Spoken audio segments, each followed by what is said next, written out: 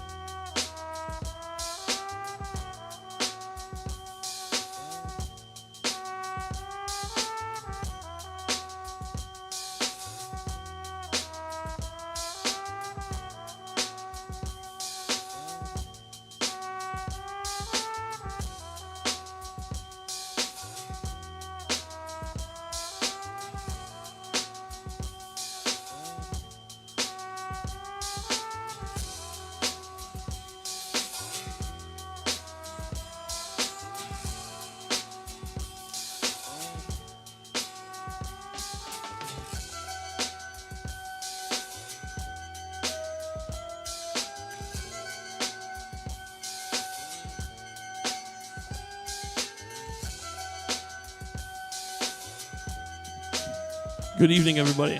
How's everybody doing? Oh, yeah. Listen, I'm the first of many people who will ask you how many times you're doing tonight, so get prepared for that.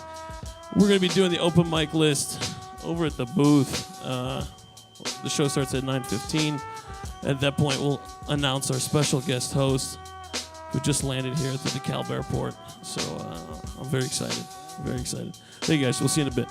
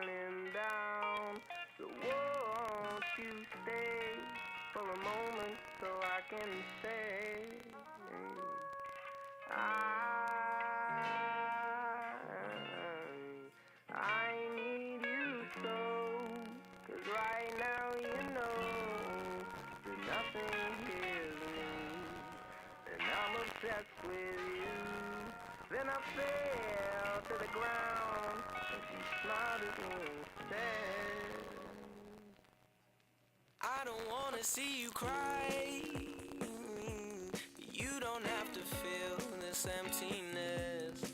She said, I love you till the day that I die. Well, maybe she's right, 'cause I don't wanna feel like I'm not me. And to be honest, I don't even know why I let myself get down in the first place. Keep my mind at bay. Sunflowers still move at night. Waiting for a minute till the sun seems through my eyes. Dig it down, down, and down, down. Dig it down, down, down, down. Waiting for a minute till the sun seems through my eyes. You know you need to get yourself to sleep and dream a dream of you and I. There's no need to keep an open eye. I promise I'm the one for you. Just let me hold you in these arms tonight. I'm lucky to be me, you can see it in my face. Back when I fucked my shit up too many times, why would I let myself get down in the first place? Keep my mind at bay. Sunflowers still move at night. Waiting for a minute till the sun seems through my eyes. Dig it down, down, and down, down. Dig it down, down, down, down. Waiting for a minute till the sun seems through my eyes. And so she sat me down and told me that I didn't have to cry. Said I didn't need to get down or feel empty inside. And then told me that she'll love me for as long as she's alive. And well, maybe she's right, 'cause I hate it when I feel like I'm not me. See, I honestly don't even know why. I honestly don't even know why.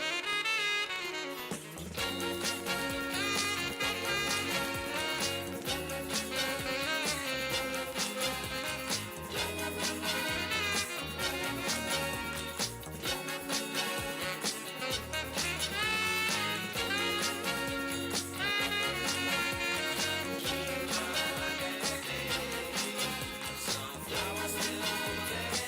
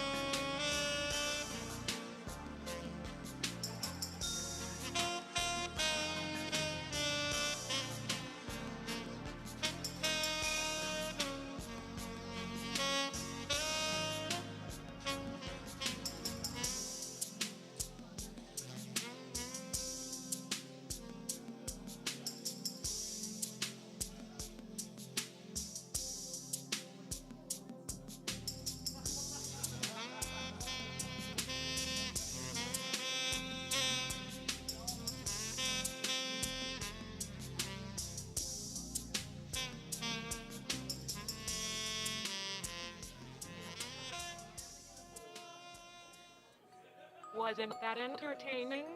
Voice your opinions in the comments. Click here to subscribe.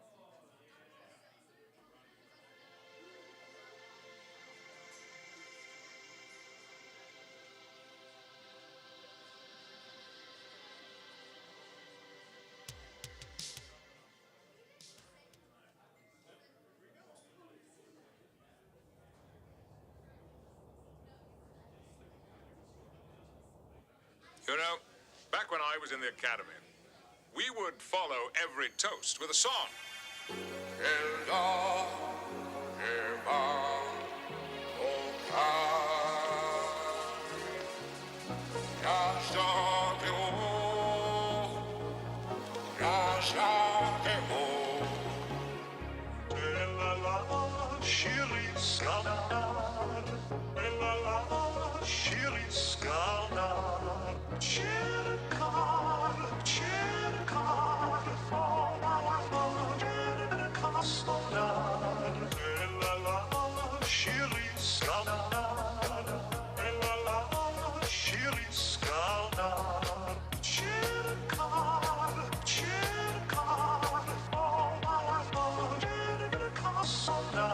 It's better to have loved and lost than never to have loved at all.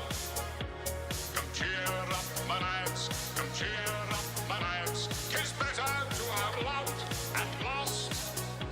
'Tis better to have loved and lost. Captain Jean-Luc Picard than never to have loved at all. The Federation starship. Come cheer up, my lads. Come cheer up, my lads. 'Tis better to have loved and lost. Captain Jean-Luc Picard.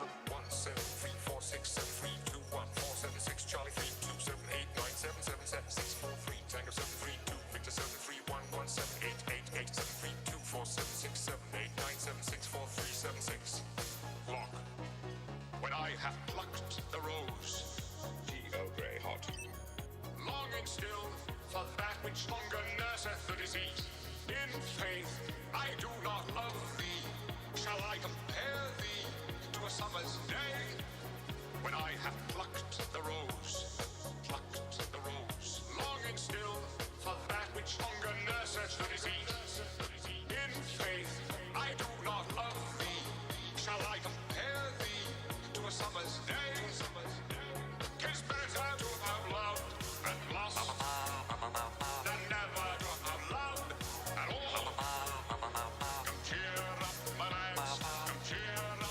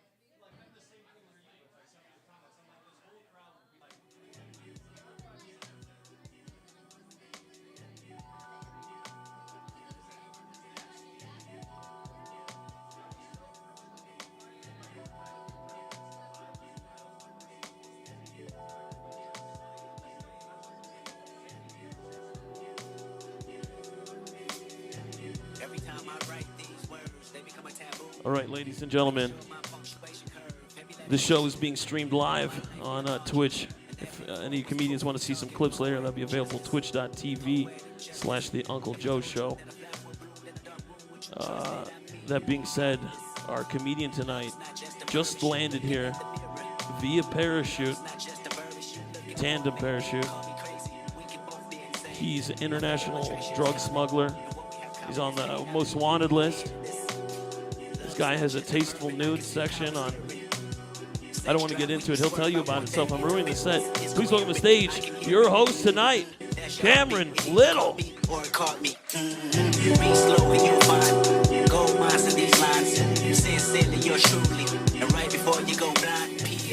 What the fuck is up, House Cafe? How we doing? That's lackluster as shit. Said, how we doing? There we go. We're all out here watching some comedy, being sad because it's Valentine's Day and nobody wants to fuck us. Yeah, a lot of the comics are clapping really hard for that one. So just be forewarned, yeah, it is Valentine's Day, and these guys are some sad motherfuckers. So, one really hard clap. A lot of hand raises from Anton in the back. That's dope. All right. My name's Cameron. How you guys doing? You doing good? Yeah. What's your name, man? Ryan? Guys, give it up for Ryan. Coming out here. Wednesday night here in the Dirty D. Ryan, what do you do? What's your life about? I'm an artist. You're an artist? What type of art do you do? Like painting. Painting? You paint people. You do caricatures. That's what you do. Don't be shy. You just like drawing people in dune buggies. I get it. That's it's great. Art's why'd you choose art? Because it's the only talent I have. I told you guys we're gonna be sad tonight. Ryan's already starting off with like, I really can't do much else. I tried football and then my cup was riding on my balls and was like, I don't like this anymore. Oh, God. What about you? What's your name? Angelina? Guys, give it up for her. Huh? Yeah. Yes, yes. All right. Angelina, what do you do?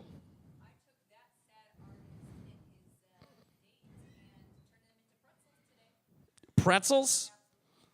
You did yoga then. I've done yoga before. That's right. I've had the sex. Are you officially a yogi, or are you just a yoga instructor? You don't like titles? So you just find random people and go, stretch! Oh, wow. We are friends now. All right. Well, you get to know a couple of you guys. I'll keep getting to know you guys throughout the rest of the night. You can get to know me. Guys, you ready to go on a little comedy adventure with a bisexual man who likes RuPaul's Drag Race, but is also the reigning champion of his fantasy football league? Ooh, that's right, baby. Huck 'em, chuck 'em, suck 'em, and fuck 'em. I love football. Hell yeah. Woo! I'm the Vince Lombardi of pounding ass. That's right. They put my name on a trophy, and it looks like something you shove up your ass, Ryan. Stick with me, bud. That's a joke about how gay football is. Am I right, you hetero scum? Woo! Hell yeah. That's fun. Did I just hear someone go, oh my God? Because that's the exact reaction you have to me calling myself Vince Lombardi in the state of Illinois. Hey, football fans laughed. Cool. That's great. Oh, man. Guys, you know how when you live a crazy life, people say you're running with the devil, right? You live a crazy life, you're running with the devil, like Van Halen said. Well, see, I've lived a crazy life, but not too crazy, right? See, I've never say I would run with the devil. Say maybe I was like jogging partners with the devil, for a few years. Maybe some light calisthenics in the morning, some Tai Chi in the afternoon with the devil. It was good. Like, for example, I've never been addicted to cocaine, but I did have like 4 to 5 months where my friends did not want to hang out, right? You get it.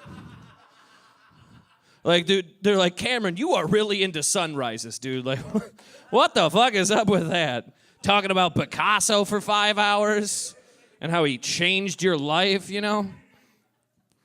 No, like, I've lived a wild life. I've partied up here before, back in my college days. I used to get real, what's that thing medical doctors call? Blackouts, that's it. You guys ever get those little wonderful magical mystery tours you gotta go on? You wake up in the morning, you're like, whose blood is this? I hope it's mine. And it is. You just have to check the Taco Bell drive-thru footage to ensure that you punched the window. That's how that works. And it was like, I said fire soft, Jamal! God damn it! That's how it works in my house.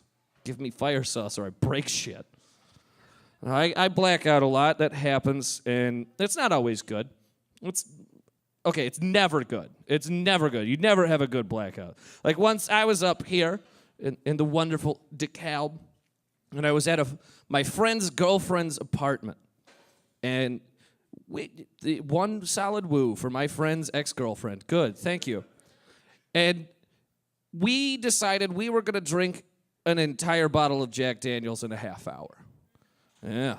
And we warned her prior to that, though, that if we do this, you are foregoing all of the blame of what we do. And she's like, well, I get wild, so there's nothing I'm not prepared for. Bullshit answer. Because fast forward hour later, I am shirtless in her apartment holding half of an orange. That's right, half of an orange. And I look her dead in the eyes and I go, hey, yo, check out this curveball. And then I threw the most devastating curveball at her sliding glass window. Needless to say, she is yet to have to buy an air freshener. That's just how that shit works.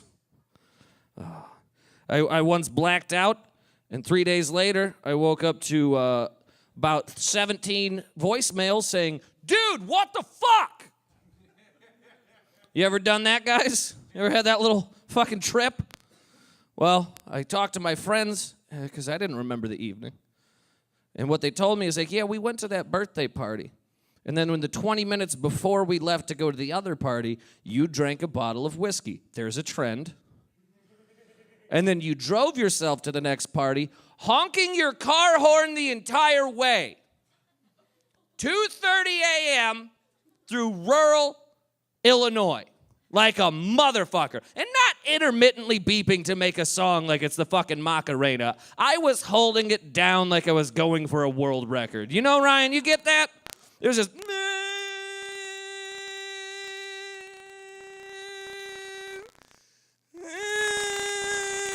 one's gonna like this at all. I was right, Ryan. I was right. As my friend said after that fiasco, they found me doing a bunch of cocaine. And then I got upset because I wanted to do more cocaine. Yeah, but turns out I did all the cocaine. Yeah. Then my friends took my keys from me because I was like, I'm just going to go home. And they're like, you're not going to do that.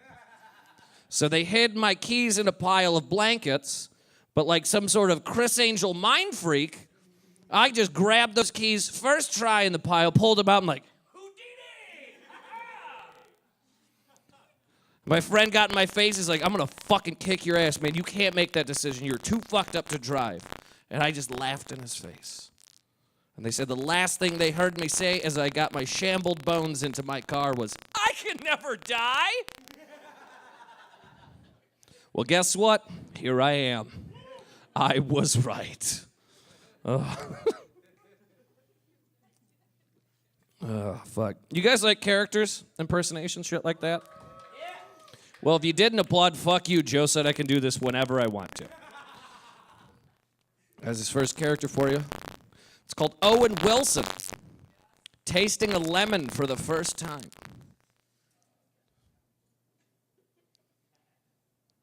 Oh, wow. That's it. That is his reaction. This next character for you is called Owen Wilson, finding out he's one with everything in the universe. Oh, wow. Same fucking reaction. Are you kidding me? Was he autistic? Jesus Christ. Probably explains everything about Wes Anderson films. That's for my film majors out there. This is stupid. This is going to be fun. Guys, I got a few more, and then I'll bring up your first comedian. We can start this goddamn murder fest, right? Guys, this next character for you. It's called Radio Disc Jockey, having breakdown on the air following his divorce. All right, that was Steely Dan. Gonna follow it up with a triple shot of sadness, followed by 60 non-stop minutes of soul-crushing weeping. Linda, you're a bitch! Our next song is Fuck You by CeeLo Green. All right. That's it. That's the character. These are very abrupt. They make no sense, but I was very high when I wrote them, so. You can tell I'm wearing a fucking Garfield shirt right now, okay? Yep. Thank you for that. This next character for you, I hope you enjoy it. It's called Bob Dylan Saying Grace. God's good, God's great, hallelujah, amen. It's a very short prayer in the Dylan household, which is amazing because he's Jewish and that's a Catholic prayer. Stupid. These are all fucking stupid as shit. Guys, this next character for you is called Bone Thugs and Harmony if they were paleontologists. Boom, boom, boom, boom, boom, boom, boom, boom.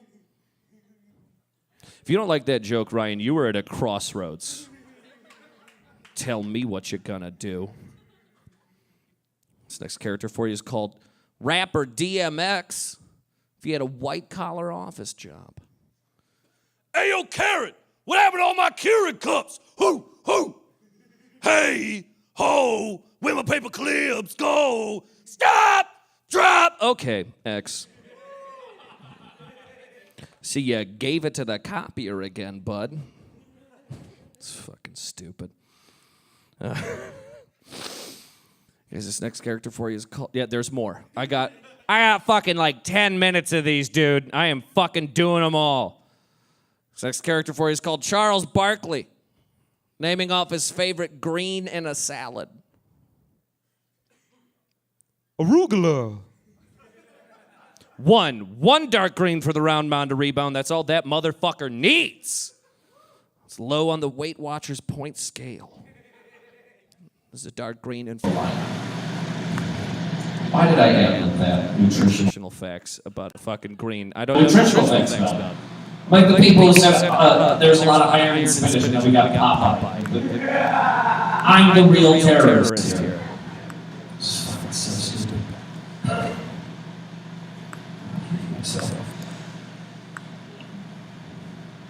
Whoa, lots of sayings coming out of there.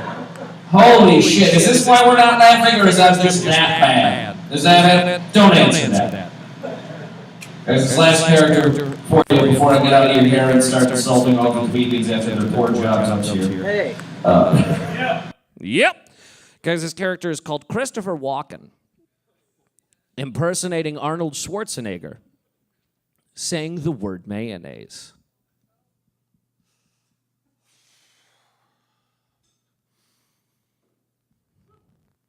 Mayonnaise.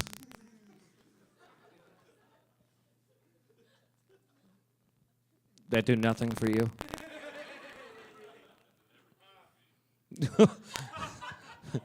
Well, I just found out who's sucking me off tonight, guys. You're huh? No tepid claps. I said, are you ready for this fucking comedy thing to go on? Yes! All of you! Make your hands hit each other and fucking scream! Now! Do it! Yes! All right! I'm gonna fuck this guy's name up. Your first comic coming to the stage, his name is Kiefer Smolarczyk. Oh! Did I do it? Oh! Some of this good wine, feel fine. Close to left and the right. Now let the third rise. Blow your mind. You know, you're the second person to actually get that right. That and my old health substitute teacher. So kudos to you for that one. All right. How are you all doing tonight? I don't really give a shit. Don't answer that. So, we're going to open this up like I'm about to open up that ass later. Anyway, who here likes masturbation? Yeah. Who doesn't like masturbation? So I'm gonna tell you a story. We're gonna get deep. We're gonna get balls deep today. You know, 'tis the season. It's Valentine's Day. But so once upon a time, I used to go to NIU, and I didn't do so hot. I kind of like, yeah. I don't think anybody does too hot. My freshman year, first semester, I got a 0 for a GPA. You gotta try for that shit, all right? Yeah. But long story short, they didn't really want me there. Like, you know, I'm like, I like it's cool here, but like they're like, you know, you're not doing so hot, so you gotta go to Kish for a while. But when I got that letter, you know, that hey, you're on academic dismissal and stuff, you know, I'm like, oh, that sucks, you know, like I'll write the appeal and shit. So I got this great idea that, you know what, I'm gonna stop jerking off until they answer my appeal back. You know, I'm like, I'm not super religious, but like, you know, if I give them something near and dear to me, like maybe they'll help me out and let me stay here. Like I'm like, you know, I think it was like 22 days, not that I counted or anything, but yeah, no, I got the letter back, and then they're like, yeah, no, we still don't like you, and I'm like, fuck, I could have jerked off a lot, like, made some mistakes today, but so in this topic of sex, my roommates, we're gonna continue the roommate story here. They like to fuck, you know. I mean, we kind of share a wall. So like, you know, I kind of hear it, and I don't know how I feel about it. Like I didn't consent to this. Like, what am I supposed to do? Do you want me to like fucking put an ear to the wall and give you one too? Like, can I join in on this? You know, I'm missing out a little bit. Like, can I not? Can I come in? I'll watch. You know, but they normally blast music and shit. Okay, you know, that's fine, whatever. And last week they played music I liked. So I'm like, you know, now I'm feeling like all misguided and shit. Like I'm sexually frustrated, but I can't be because I like this music. So I'm like, what the fuck, man? They won up to themselves recently. This is gonna be like an ongoing story every fucking week. So just stay tuned. They sent pictures of themselves, not good pictures, mind you. Pictures of their faces while they were fucking, and I'm like. We have a group chat for everybody at the house, mind you. And it's not just me. They're not that bad, but like, and I'm like, I open up my chat. I'm like, ooh, I got a message, and I look, and I'm like, no, I got a message. So that's kind of where my life's at today. I'm like, it's Valentine's Day. Anybody here not got a Valentine? Yeah. So, yeah, no, fuck that Hallmark holiday, right?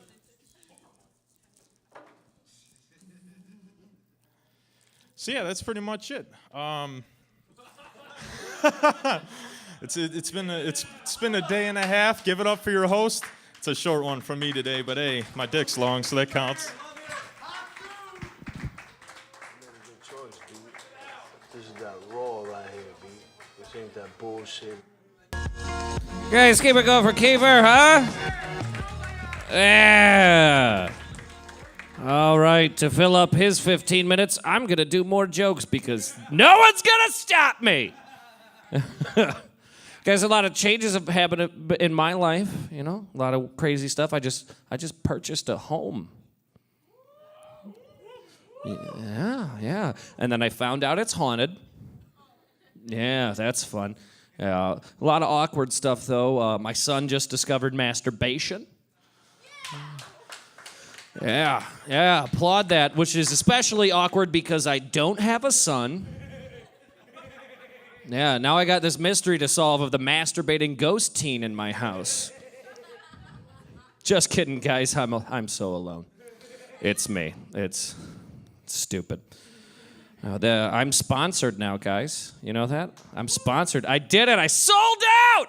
Yes! Sold out to capitalism. Oh, I'm already talking about capitalism. This is going to be bad. Yeah, that last joke was sponsored, was brought to you by Spicy Christ Habanero Eucharist. Yeah. It's a trinity of flavor. It's both fully God and fully snack. I'm killing it with the people with dirt on their heads. Awesome. Yeah, there we go. Oh, God. Guys, check out their new flavor coming to stores and churches near you. Holy Ghost pepper, right? That's fucking dumb. You ready for your next comedian and not me? Yeah, that's some good applause. Nothing like killing on a great show last night and getting told you suck in DeKalb. Guys, put your hands together, take them apart, back together, rhythmic fashion for Mark! There we go.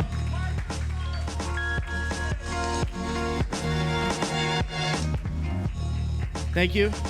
I was practicing my acrobatics right there. It's a pleasure to be here. We got a new year. I'm still kind of playing that one, and I'm still trying to fight the good fight, keep in shape here, because who knows when the shirt's coming off, huh? So, yeah, so maybe we'll spice up the Valentine's Day. I'm alone this Valentine's Day, too. Go figure. But I decided to spend it all with you, so it's really nice that way. Okay, so what are we going to do today? Oh, how about this? Let's talk about vasectomies. So, coming to college, definitely a college town here. And coming to college, it's a lot of new things for new people. We're in a semi-rural environment here. So I guess they were like handing out condoms one time, which I fully support. And this said individual, not going to mention any names here, but this said individual was like, oh, they're doing that, man. This is kind of crazy, And then I was like, why don't you look around, I look around at the world and I'm like, man, we need more of these things, huh? So, gosh darn. I got so much going through my head right now. We got the Olympics now going on, and I don't know about any of you, but I've definitely been accused of, being gay when I was younger. And that was one of the things that I don't think really helped my case is I was, really into, figure skating and, romantic comedies, So it's like growing up with the mom and the sisters, didn't really have a positive male influence on me. And, but I turned out all right. Look at me. Okay. So, I'm looking back too. Definitely a new year and looking back at just things and how they are. Served in the armed forces for 6 years. So thank you very much. So I was in the Navy, and that's actually where I started doing stand-up, So let's just talk about, how I got here. What's my VH1 behind the music story here. And so actually we're not going to get into how I got here. I don't think the therapist said it was cool to talk about it yet, and I'm pretty sure there's still some legislation going on, But anywho, so maybe we shouldn't go that way. But no, the first time I did stand-up, it was a transition from spoken word to stand-up. And it was a place in Virginia Beach, Virginia, and it was called Chocolate Soil. Well, I thought it was called Chocolate Soul, Soil, but it was actually Chocolate Soul. And turns out I was actually the white chocolate chip in that cookie. Yeah. So, dating profiles, huh? Trying to end the dry spell. Didn't happen tonight, but I was hoping it. But I started working at a place with all my experience as a gas turbine systems technician, mechanical, and being well versed in power plant operation and everything else I did, even aviation a little bit. Not to toot my own horn, toot toot, did it.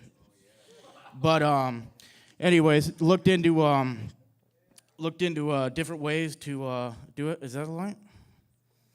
Oh, I thought I got the light. I was like, woo. Yeah, that's cool. No, I got a lot of self-esteem, so that's cool. But let's talk about another place that I did stand-up. Another place that I did stand-up was called The Wave.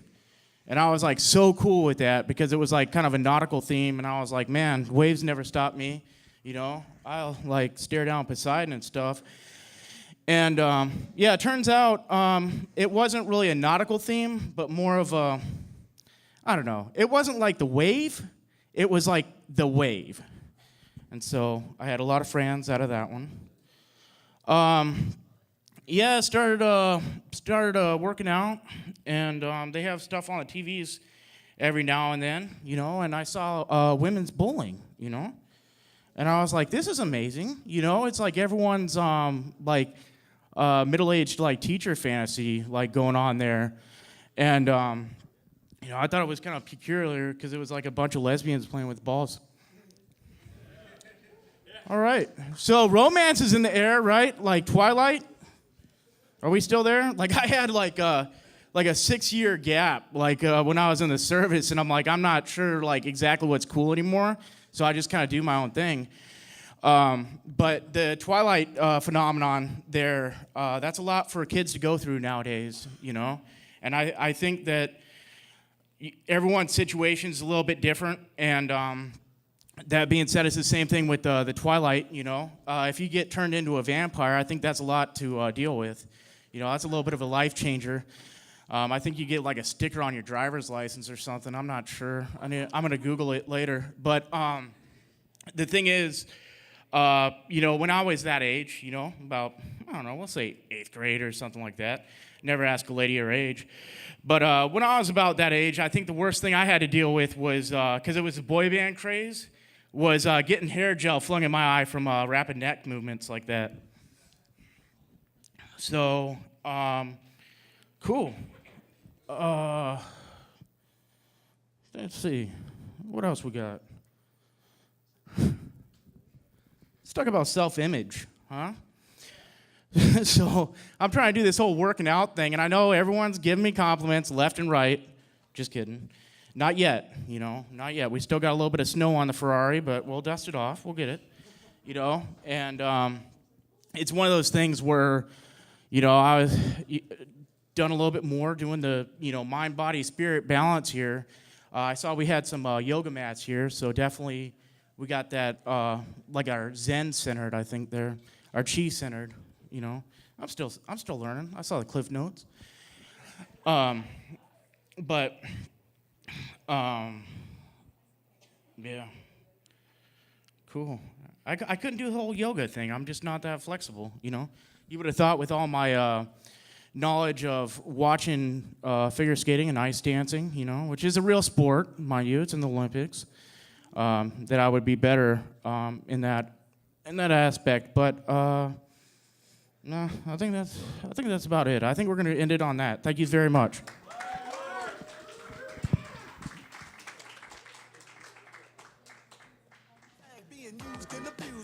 Like hell till one day you was found hung dead in a cell. It was plain to see that your life was lost. You was cold and your body swung back and forth. But now your eyes sing the sad, sad song of how you live so. Fuck you guys, I was taking a piss. Give it up for Mark. Yeah. All right, I told your next comic I was just going to do some crowd work before his set so I could alienate you before he does. Yeah, so that's what we're going to do. What's your name? Yeah. Guys, give it up for Liz. Oh, yeah, yes.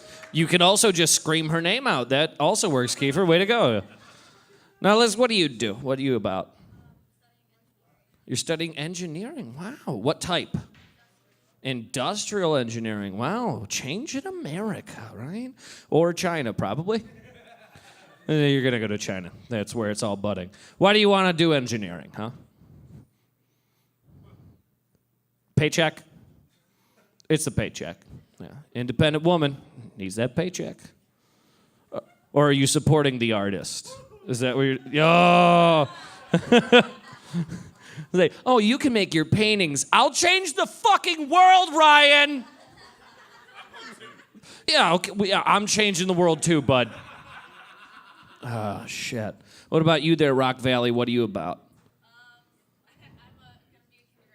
You're going to be a kindergarten teacher? What's your name? Carly. Guys, give it up for Carly, huh? Yeah? Yeah. Now, why do you want to teach the worst group of people on earth? You like them? They're ISIS with sticky hands. Why would you want to talk to them? I have a 7-year-old niece. She's the worst fucking person ever. She won't give me a hug. She tells me I smell like farts. It doesn't matter if it's true. You don't say that. Why? Why do you want to help them? They do. They know I smell like farts. That's too much. They need to be stopped. Oh, God. Maybe they don't. Don't get offended by that, guys. It's true. You know how many times I've looked at a kid and they're like, not you. Nope. Nah. And I'm like, good, stay away from me. You smell, you drool, you talk with food in your mouth. That's the worst. Do you encounter them and when they're just like, oh, I a dog today? Do you want to hit them? Do you just want to hit them? You can hit a kid. You can do that. You'll go to jail, but you can hit a fucking kid if you want to. Like, just, you imagine just your fist just cracking a fucking face open for a little kid. Don't get offended. It's okay. I will send you to prison because I want to hit kids all the fucking time. Not my niece, like, because that's too close to home, but like someone else's kid, like a little fucking Blaine running around in his little fucking hoodie and his like Tommy Hilfiger pants looking like better than me already. And he's like, oh, I got Heelys on you. Punch him in the face and go, fuck you, Blaine, right? You felt that way, Carly? You ever feel like that? Okay, she does, guys. It's okay. All right, I'm going to stop alienating you guys until the next comic is done. Guys, your next comic is one of my favorite people, and I'm not sure if he's insane, but he is Russian. Give it up for Anton Salikin! Thanks.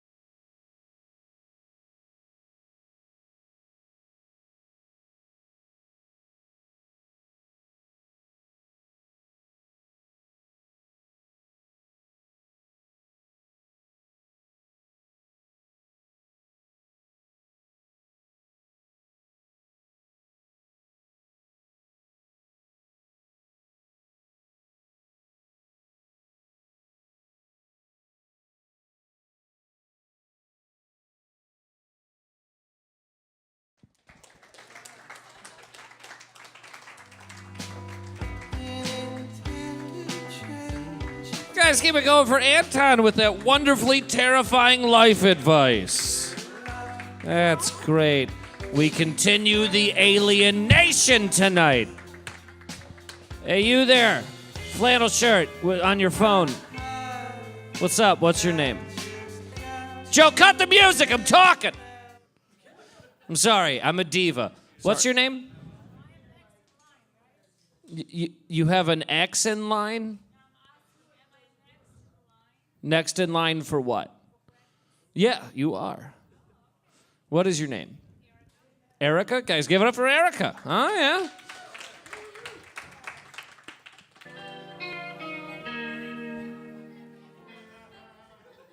Really? Are they coming up or what? Huh? Are they going to do comedy or what? I don't know. I'm just talking to them. Oh, Anton was talking about oatmeal and grits back here. I'm sorry. I thought that was the next comedian. What? Jesus. My name's Austin. Be my friend. Who the fuck What is the this fuck kid? is happening? No! Why did you hit Fuck him? Austin! Don't fuck him, actually. Jesus Christ. Okay, we're talking to Erica. That's what we're doing. Erica, what do you like? What's your life about? What? A lot of things? All right. What? Like what? Particular. What do you do for fun? Any of those answers would suffice. Both of the questions I am throwing at your face. Okay. That's it.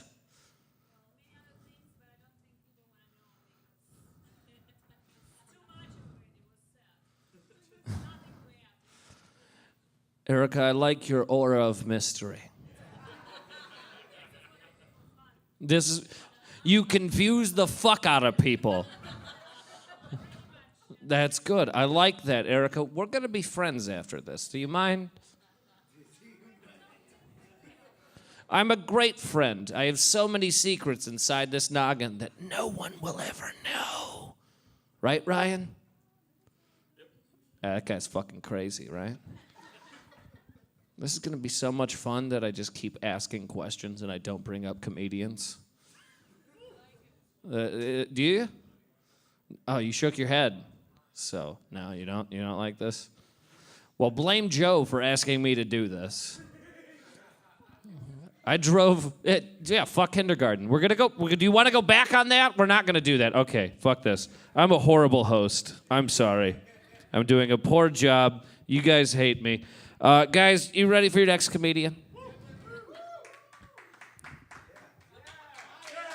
There you go. Yes, Ryan, you get it. You're an artist. We love you, fucking asshole. Guys, put your hands together for Big Shane.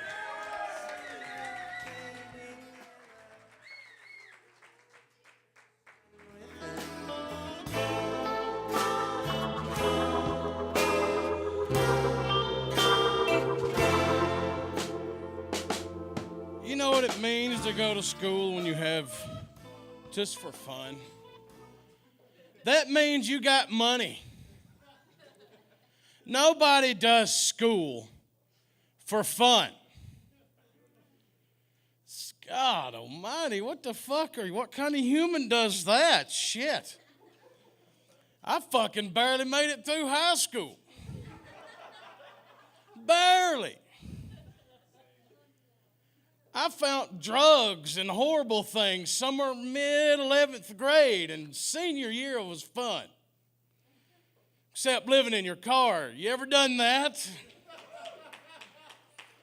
That means about 3 days with no shower at school, you in the sink in there between classes, washing them off in the well, I can't do this. Bitches are gonna start noticing some smelly balls. Don't need that shit. Talking about bitches and smelly balls, Valentine's Day. I almost said Thanksgiving. You know what my mind's on? Fucking Valentine's Day. I was at the Walgreens today at 4:30. Do you know how fucking sad that was?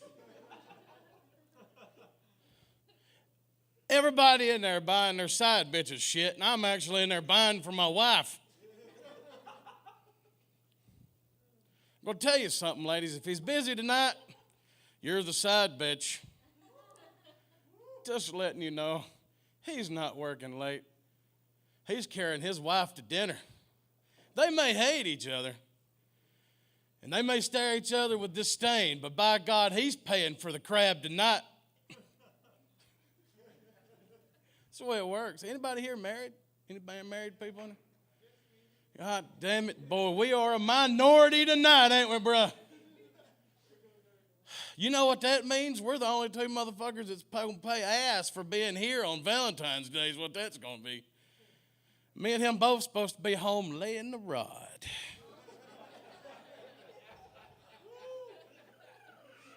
"4 minutes of fury, baby, and that's because I'm high." That's right, I'm going to go take a Adderall and beat that motherfucker to death. I'd say that, but my back could give out about 4.5 minutes in. And from that point on, it's all about my nut. I hate to say that, but times is changing. No more slow stroke. I'm like, I'm going to give my back a good 32 seconds of fury, and if I nut, I do. If I don't, I'm faking it. Oh, it's really my back's just completely bent and broke. Oh, yeah! And you're all over and you go to sleep. But that's probably what's not going to happen. We worked all day today. We're grown people and we're middle-aged and it sucks. Well, I'm middle-aged. She's still younger. But I know what's going to happen. Absolutely nothing. I'm not going to wake her up. I'm going to wait about 30 more minutes before she makes sure she's asleep. I'm going to beat off and I'm going to fall asleep. Happy Valentine's Day. All y'all sad motherfuckers, horny as hell. I have a vagina just right there for the taking, and I'm like, nah. Maybe. Wake up, bitch. He knows what I'm talking about. Sometimes the pussy's there and you want it. Sometimes, you know. But I'm in luck. My lady never denies me vagina. Can I get a hell yeah for that? Hell yeah. You young motherfuckers will one day know the power of vagina. You already know, artist, because you fucking everything. I can see it in your eyes. You get more ass than a public toilet seat. That's right. And you caught that herpes off the toilet seat too, didn't you? They say crabs can actually kind of jump around like that. Anybody here ever had the crabs? If you're a real man, say hell yeah. Hell yeah. You've had the crabs, you're fucking awesome. That shit sucks, don't it? You're a real man? I'm going to be honest with you. I'm a married man, but I want to see your dick later. Sorry. Look like a woman to me. I need some proof. And a big clit don't count either. My ex-wife had a miniature dick, I swear to God, man. At times it really felt like I was sucking a dick. Some weird shit was going on in my mind. You reach up there and you touch a little bit of beard too. You're like, fuck, what did I do wrong in life to be here? Fuck. Yeah, her estrogen levels went down. Her testosterone went up. She went from being Samantha to Sam.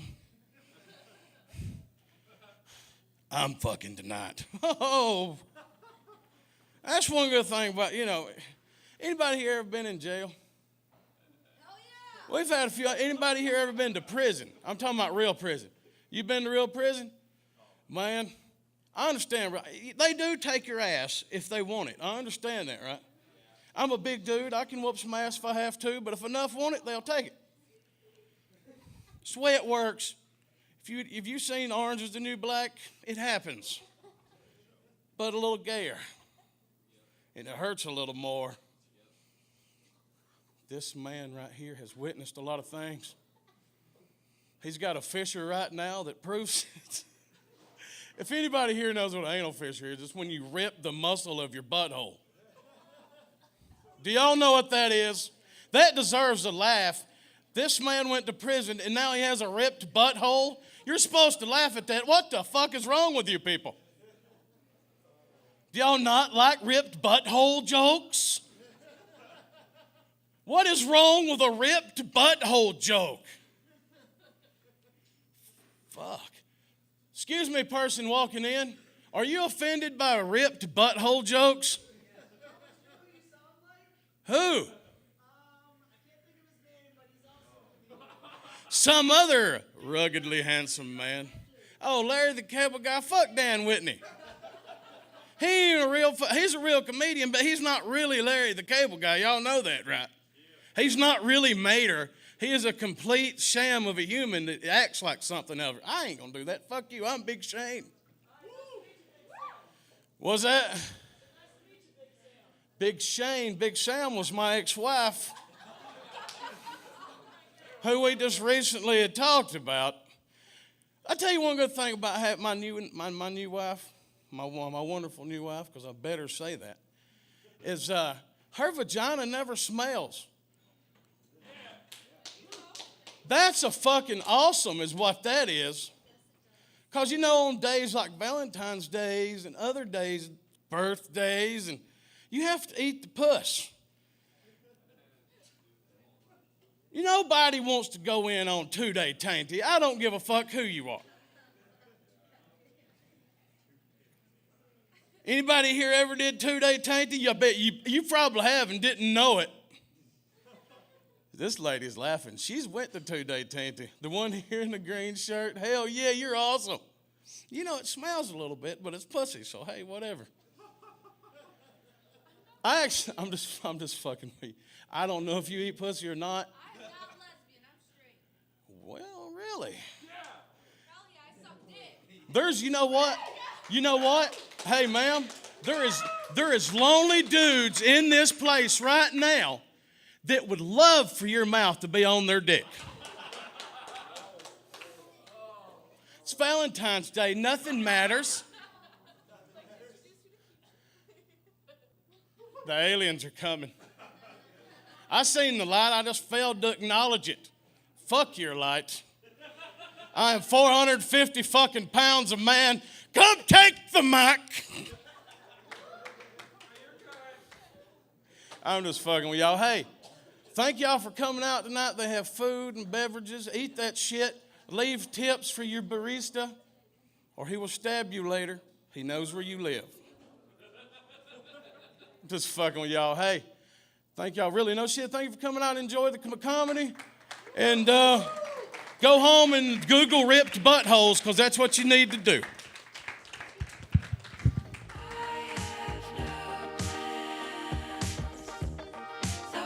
Guys, keep it going for Big Shade, huh? Right? Yeah.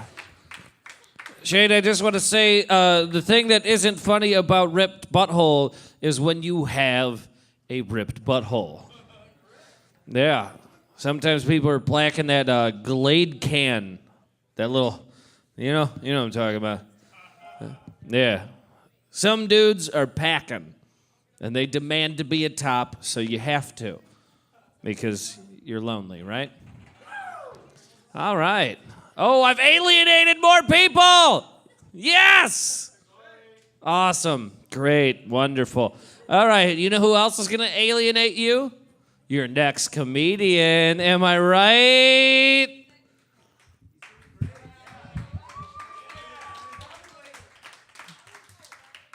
It's like you guys came out to have fun and then refused to have fun.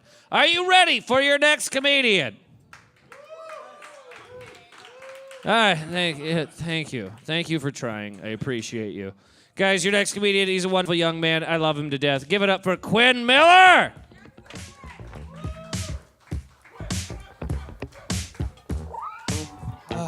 Okay, guys, I have had an interesting week. Yeah. My sister deleted me off Facebook. So that's actually an improvement in my life. Because fuck my sister. She deleted me off Facebook because she posted a picture. Well, my nephew broke his leg. True story. Completely shattered it. Full leg cast. I know. It's fucking hilarious. This kid has been jumping around since he was a baby, and gravity finally taught him a lesson. But, okay, so she posts a picture of the kid's new wheelchair. He's like, hey, Tristan's mobile. Tristan's got wheels. And I go, oh, sweet. This means I can race him with all my other friends and their nephews. She goes, no, Quinn, absolutely not. I said, Morgan, too late. I'm already filling out the paperwork. I'm already figuring out the team design. The first one, Morgan, is called Holy Roller. Yeah, he dresses up as a pope. I dress up as a cardinal, and I wheel him around. We can't lose because we have God on our side. Yeah, she goes, Quinn, I don't think that works. That's offensive on several levels. I go, Morgan, I don't know if it's offensive on several levels. He's 7. If he does anything wrong, they're probably 7 too. So it's okay. She does not like it, so I switch. I go, okay, fine, what about this one? We go by Sidewinder. I teach him how to, Tokyo drift, and we get real technical in this sport, We dress in all leather, leather helmet, leather mask. I will even bite the other uncles to, for immersion. She goes, Quinn, leather helmets have no protection. They don't even use them in the NFL anymore. I go, Morgan, he broke his leg already. He's damaged goods. It doesn't fucking matter. She doesn't like this. So I go, fine. Third option. I dress up as the fat monkey from Speed Racer. He dresses up as Racer X. She goes, Quinn, I don't think that works. Don't the monkey and Racer X only share like 2 scenes together in that whole show? Wouldn't it make more sense for him to be Speed Racer and you be the actual fat uncle? I go, Morgan, yeah, probably, but this is my idea, and honestly, it's illegal kid racing. I don't think anyone else is wearing costumes, so I think we're in the clear. I don't know if this is why she deleted me, because my dad came up and was like, what if you paint Tristan yellow? He holds a little radio. You go as Sam Witwicky. He's Bumblebee. You guys can be Transformers. I like that idea. I think she deleted me because my post got more likes on Facebook than hers trying to abuse Facebook's empathy about her child. Okay, I agree. Okay, so yeah, Valentine's Day. So I'm going to give you guys some dating tips, because I'm terrible at dating, and I want you guys to avoid the potholes that I always fall into. The first one, if the nice half-black lady makes a casual joke about mulattoes while talking about cookies, it's okay to laugh. It's a cookie, totally okay. What you're not allowed to do is awkwardly look forward and go, oh, no, I don't like that cookie, and then spend the next 5 minutes meaning how you really do just mean the cookie. If a cookie needs to be dunked, it's kind of a shit cookie. A cookie shouldn't have to be soggy to be delicious. The second thing that you shouldn't do on a date is when they casually mention that they work with special needs children, she's a special education teacher, don't eagerly go, I was in special ed. Yeah, that's not endearing. In fact, some people consider that a red flag. Yeah. If I had a password for every, or if I had a, yeah, sometimes I feel, shut up. Sometimes I feel like a password without a capital letter, too insecure to function, If I had a friend for every mental illness I had, I'd have 2. They still wouldn't want to hang out. Yeah. I feel like my life's a lot like a fidget spinner, kind of cool, but ultimately useless, kind of 6 months past its prime,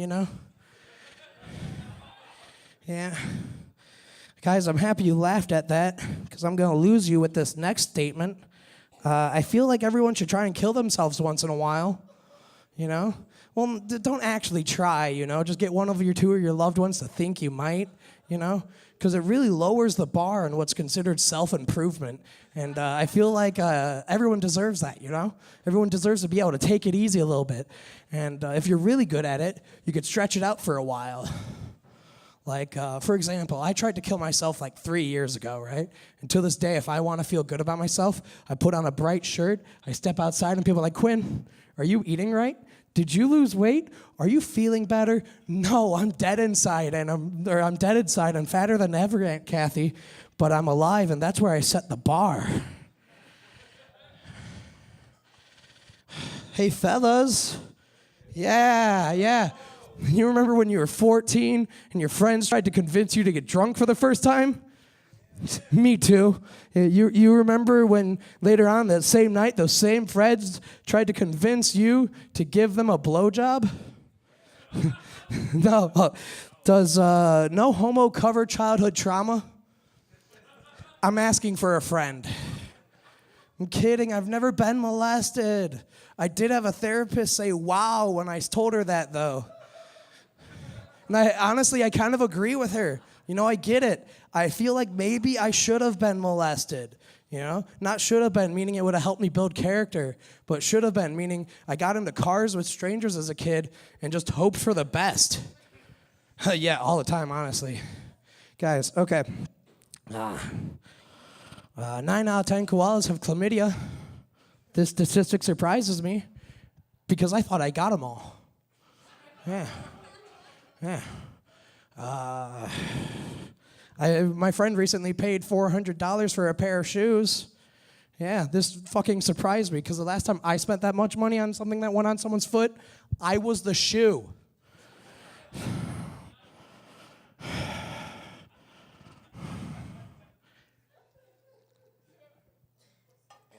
I recently found out that when a man has sex with a pregnant lady and his penis hits the baby in the face, it leaves a dimple. All I could think about while learning this fact was, Dad, I don't think it works. I'm 26.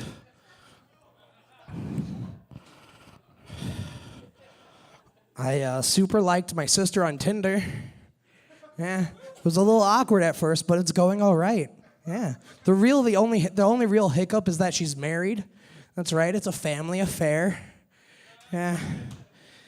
When I told her this joke, she said, Quinn, I'm not on Tinder. I said, Morgan, if the joke about me banging you and ruining your marriage, if the only problem you have with this joke is the app we met on, maybe we should go on that second date. My mom doesn't like me telling jokes about banging her husband and daughter. She thinks it's lowbrow. It makes her uncomfortable to hear me talking about just giving it to my dad. But this is the same lady that when I was in 5th grade, to incentivize me to do better in school, let me make a cake every Friday. And to get back at her for that, I feel like I should be doing this, you know? Because eventually I'm going to have to get my foot cut off. And that's on her. So...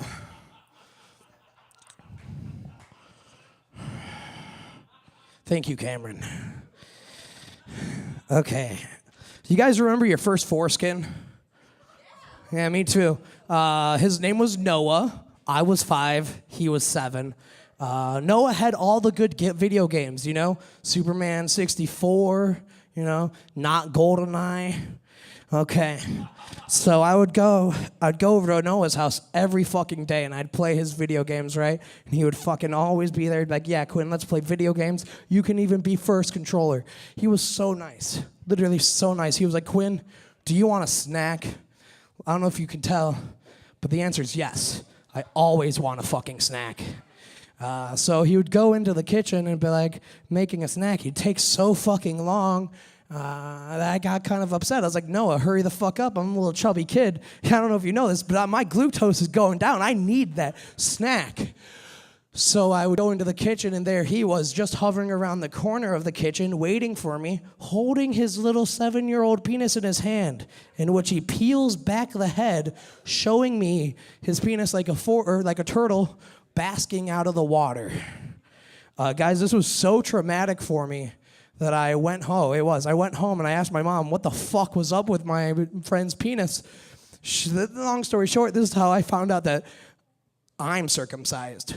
My eldest brother circumcised. The brother in the middle, not circumcised.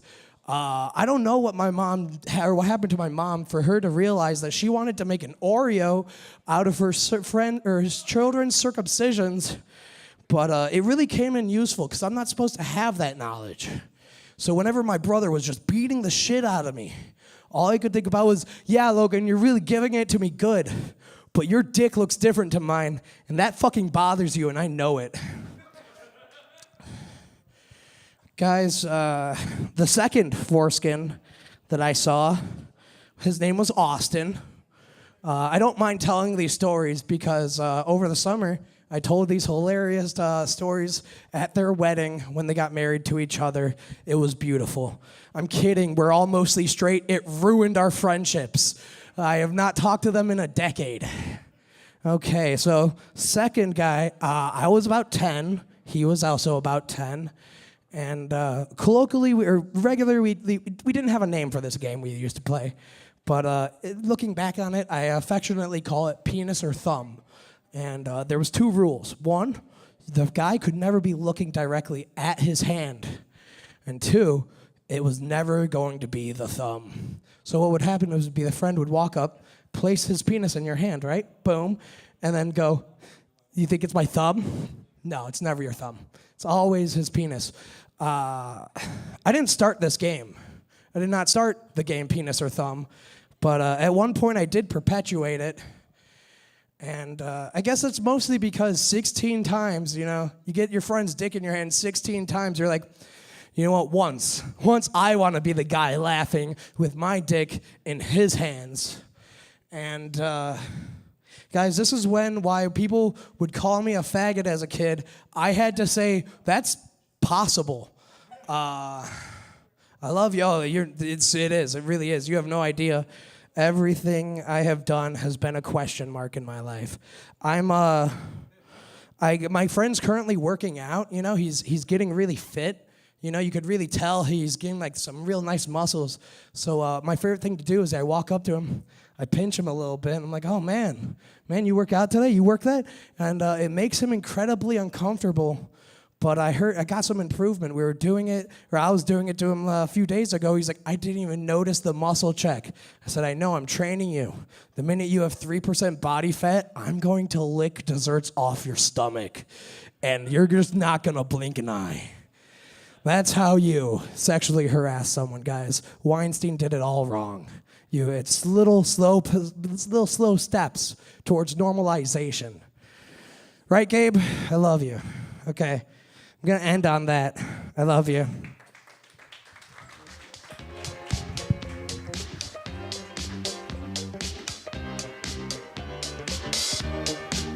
Guys, keep it going for Quinn. Oh, man. Quinn, I love how you, adamantly defended and said you said to your therapist you weren't molested, but that entire set says you were molested a lot. So much. I'm jealous that people molested you more than they molested me. Jesus Christ. You've had more dick in your hands than a doctor who has to check dicks. Jesus fucking Christ, Quinn. I'm glad you're alive, but fuck. All right. We ready to keep this shit going, right? Yeah?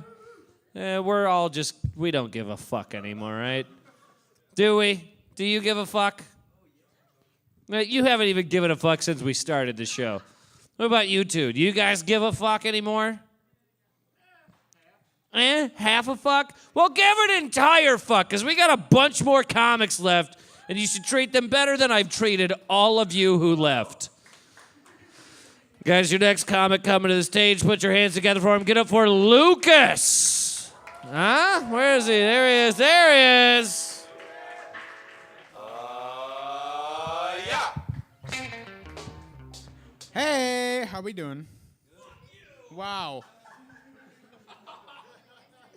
I feel like everybody left after Big Shane did his piece, and that is true, and that is fucked up because Quinn just killed that shit. Let's give a round of applause for Quinn. God.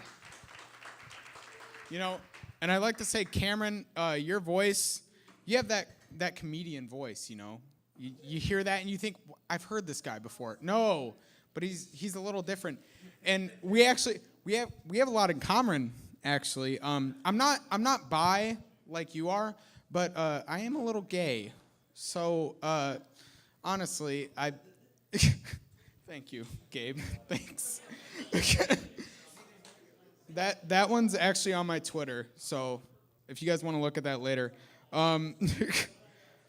So I took my glasses off and my contacts are out. I'm just wearing my sunglasses, so I can't see shit. And honestly, it's been very interesting watching everybody come up on stage, looking at people and like trying to read people, because that's usually what I do because I'm a fucking loner and a weirdo.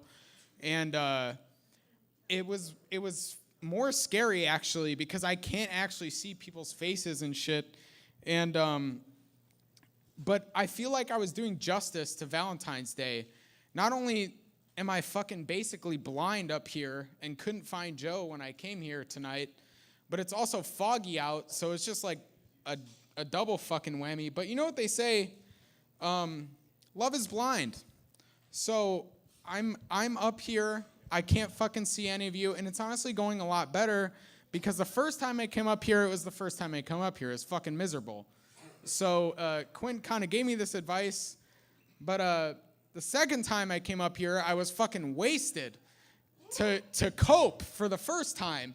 And this time, I'm still fucking drunk, but I'm prepared. As you fucking see, yeah, hell yeah! But I feel like since everybody left after Big Shane, I am probably gonna be alone tonight for Valentine's Day. But I do have a backup plan. That's not Big Shane's fault. It is. It really is. But I have this backup plan. But the problem is, guys know about the backup plan. The backup hand, this one right here. But the problem is I'm getting a little drunk. So that might happen tonight. But if you remember, I'm a little gay. And I have vibrators at home, so it's gonna get interesting. My mom texted me tonight, actually. She said, "Happy Valentine's Day, Lucas. Don't go looking for love in all the wrong places." And it's almost like she knows I'm going to be sticking things up my butt tonight. So that's kind of fucking freaky, to be honest. I don't even know. I can't even text her back. I just left her on red. But I'm thinking I'm just going to text her back. I know I will. So that's really all I have tonight, guys. I'm going to put this up. Joe made me do this, by the way. He fucking bullied me.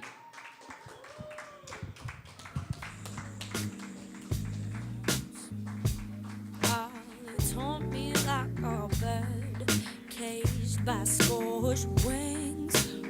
Guys, keep it going for Lucas. Lucas loves my voice. Unlike my therapist I can't afford, right?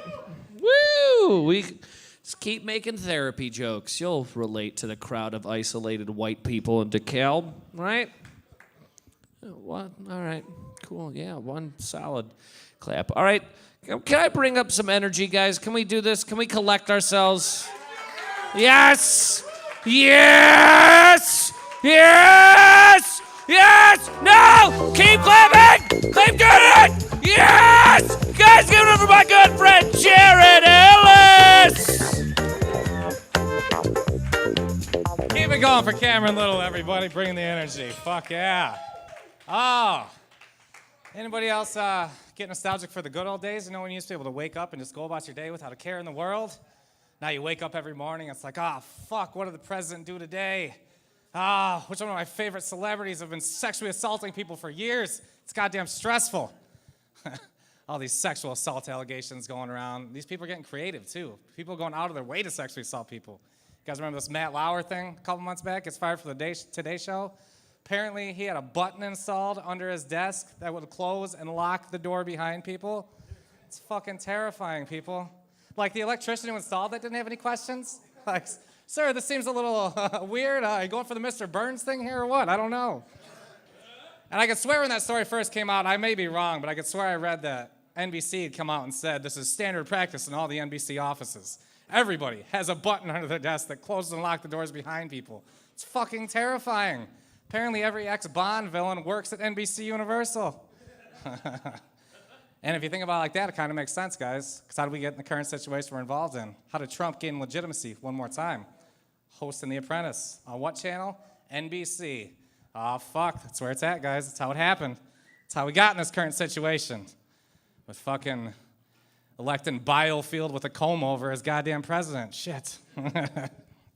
You guys see that video of him where he's getting on the plane and the wind actually catches his hair and starts flapping back in the wind like a loose scab or something?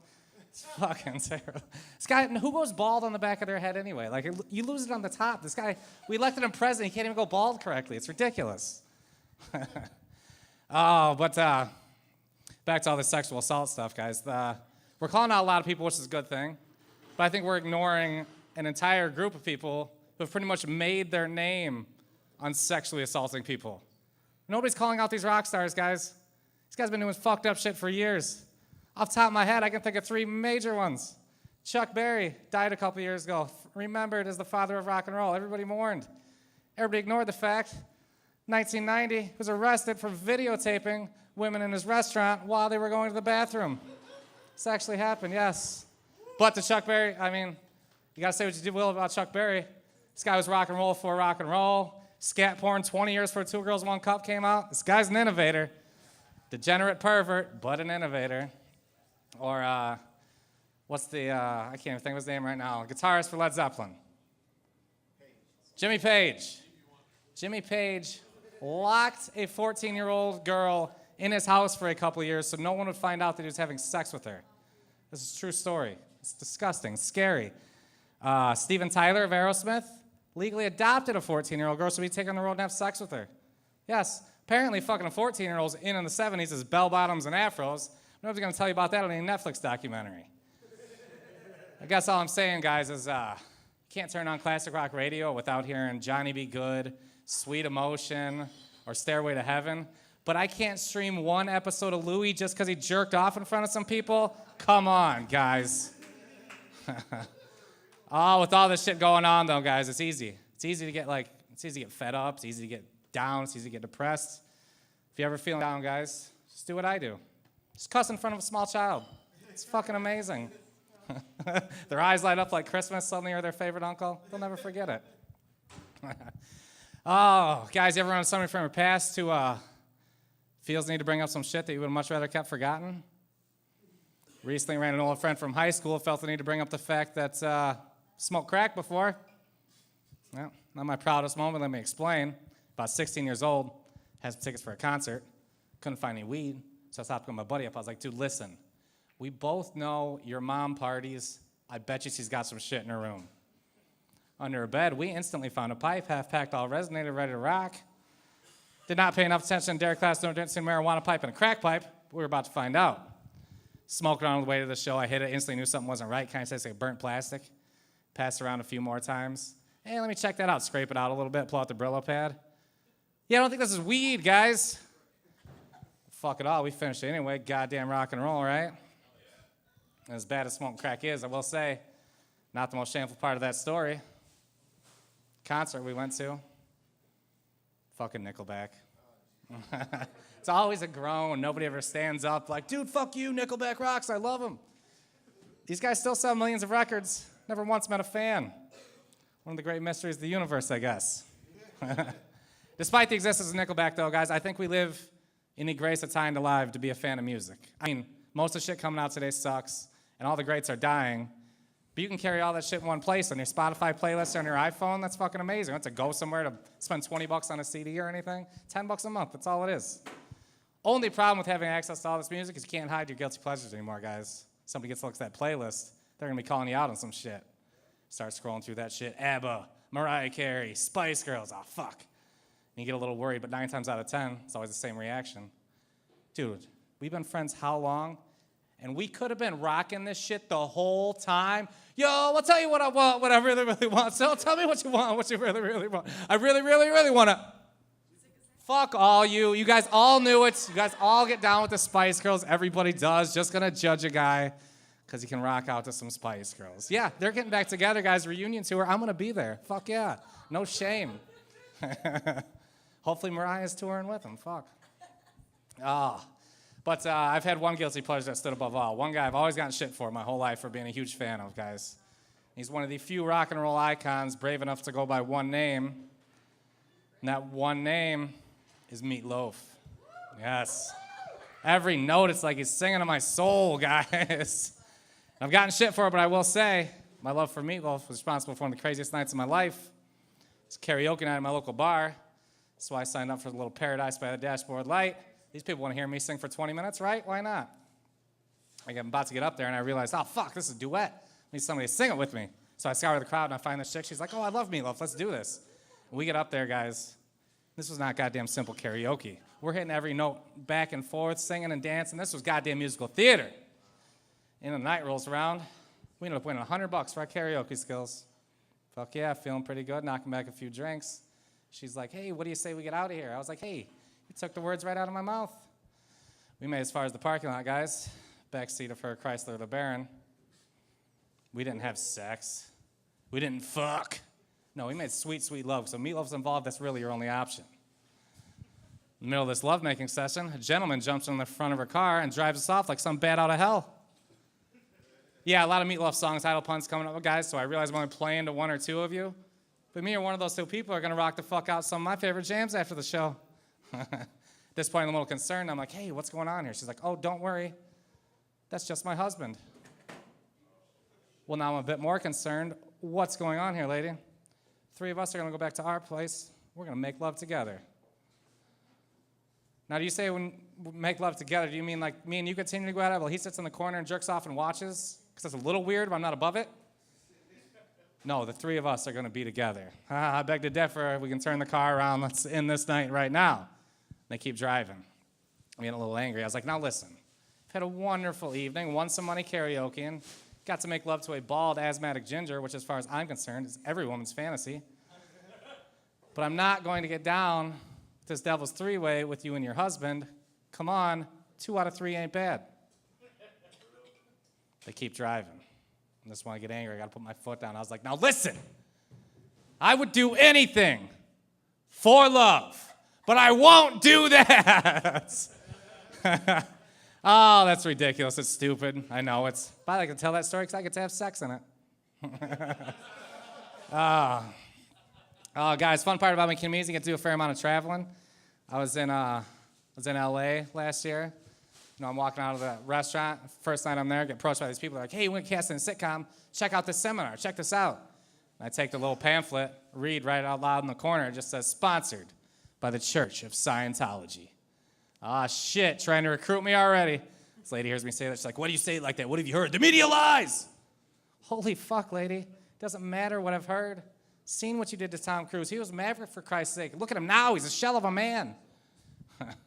It's easy to make fun of Scientology, though, guys. It really is. I mean, it's based on a book written by a sci-fi author. Fucking nonsense, right? But if we're going to start poking holes in one religious text, let's start looking at some others. Let's look at the Bible for a second, guys.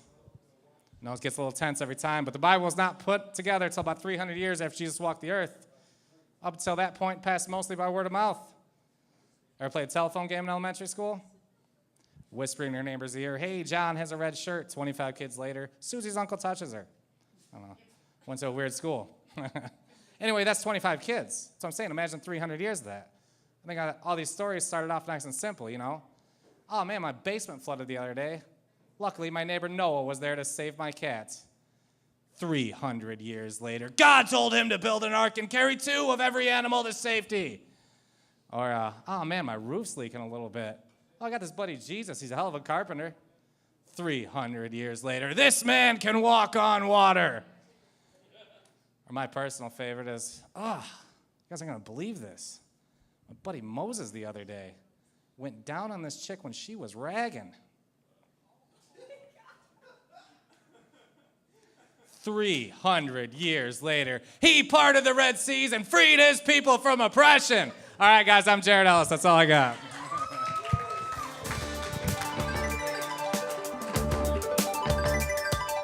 Guys, keep it going for my ginger friend, Jared Ellis.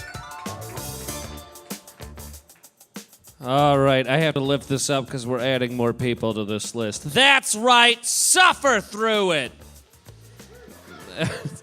Oh, fuck you guys. This is fun. This is fun for me now because I'm getting a bunch of free PBR and I might get a DUI.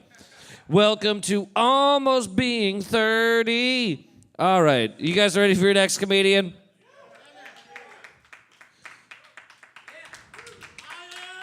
Uncross your arms, sir, and clap for my friends. This may be Trump's America, but we're taking this shit back. Guys, put your hands together, take them apart, rhythmic fashion, back and forth, for my good friend, a man who helps run this room, Gabriel Rodriguez.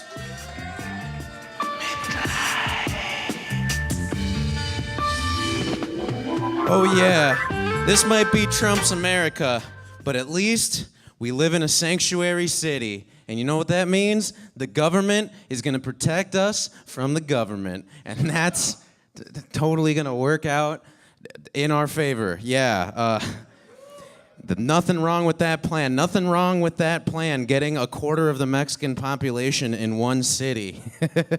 And then all Trump has to do is run an ad on Telemundo saying, El Commander playing live at Toyota Park, Domingo, and then just drop a large enough net on the place. Nothing wrong with the fucking sanctuary. It's a well-intentioned plan, all right, but it's just not smart, all right? As you can see, man, we're in grave danger. I can tell that this place is like one of those safe houses on the Underground Railroad, and I can tell because of the Mexican Independence Day decorations that have been up for 7 years and counting. Oh yeah. I've learned that holding the microphone with two hands makes me look insecure. So if I start looking insecure, you guys start poking holes in my mental armor, please. I'm feeling very confident today. I cut my own hair, and I mean, yeah, dude, my confidence cannot come down. I got sucked by a librarian 2 days ago. All right, I'm not worried about anything. Check this out. This is a hilarious story. Fucking comedy, right? If I didn't have one, that'd be stupid. There's this one woman who I know from my work, and we really hit it off sexually. Mentally, not at all a good match at all. I think this is unethical, what I'm doing, but it's fine. It's not fine by definition, I think. Anyway, she comes over, she's like 4 hours late to our date, as is the norm in 2018. Listen, women are trash. It's late enough to say it. Shane said some more out there shit, so I don't even feel bad. Listen, this woman was late. This particular woman, like, I made the whole dinner and everything, and she just found little things to complain. Just not a pleasant woman. And she spent the night, and the next day I was just like irked at how unpleasant of a time it had been. And then one of my friends on Facebook, 47-year-old, says, I wish I had some big, strong men to help me shovel my driveway, the two-hand thing, shovel my driveway, and in exchange for, she was doing this whole cougar thing, for warm chili and warm nookie. Hello, I've got pay-per-view, and I'm ready to strut it. So I told the woman that was at my house that I had to go tutoring or some shit, and yeah, I had a wonderful romantic morning. There's nothing funny about that. I just felt like telling you guys, wow, nothing funny about that. It was just me boasting. Boasting and roasting. All right, let's do some jokes that, guys, say what you want, but I don't mind Albanians, really, that much. All right, they're fine people. Despite the things that you've heard about Albanians, the mainly untrue things, I don't mind them. So if you didn't laugh, you're racist. So yeah. Listen, if you think I'm racist, fuck off, all right? Because I And I can't even fucking tolerate when someone is intolerant, all right? I fucking hate that shit. I will never tolerate that, dude. If this was my America, every single intolerant person, fucking internment, all right? I don't give a shit. I don't stand for that. Maybe if we put all the intolerant people in internment, maybe they'll learn a little something about being intolerant, all right? That's just my idea for a better America. Guys, I fucking love you guys, all right? You guys are fucking wonderful. You stuck around despite sexual assault. That's fine. And I applaud you for that. So thank you for applauding me. I applaud you. I can't because I got shit in my hands.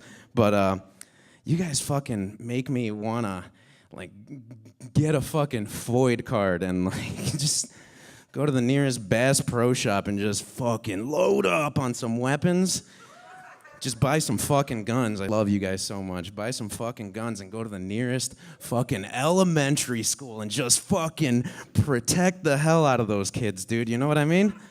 God damn it, I love you guys. Anyway, yeah, no, let me tell you the fucking funny part about that story, though, with the lady. There actually was a funny part, because we were drinking Bloody Marys. God, she was such a great host. We were drinking Bloody Marys at noon. She made chili. And she gets a phone call from her kids saying that they need a ride to go sledding. And she's like 2 Bloody Marys deep, and we just smoked a fat blunt to the face. And so she was like, what do I do? And I'm like, she felt all guilty. I'm like, it's Sunday, you're 47.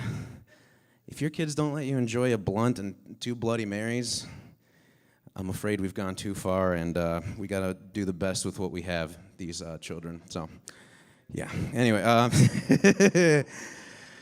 it's all Big Shane's fault. Fuck him. Nah, I'm joking.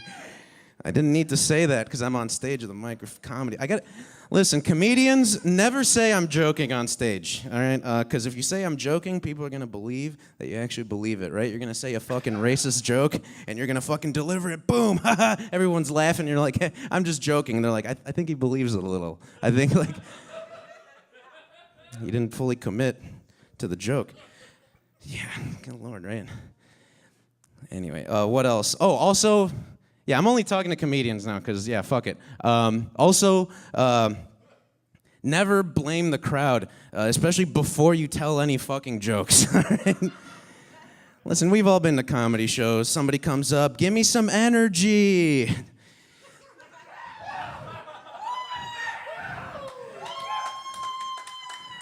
Listen, no, I realize that you guys are laughing, but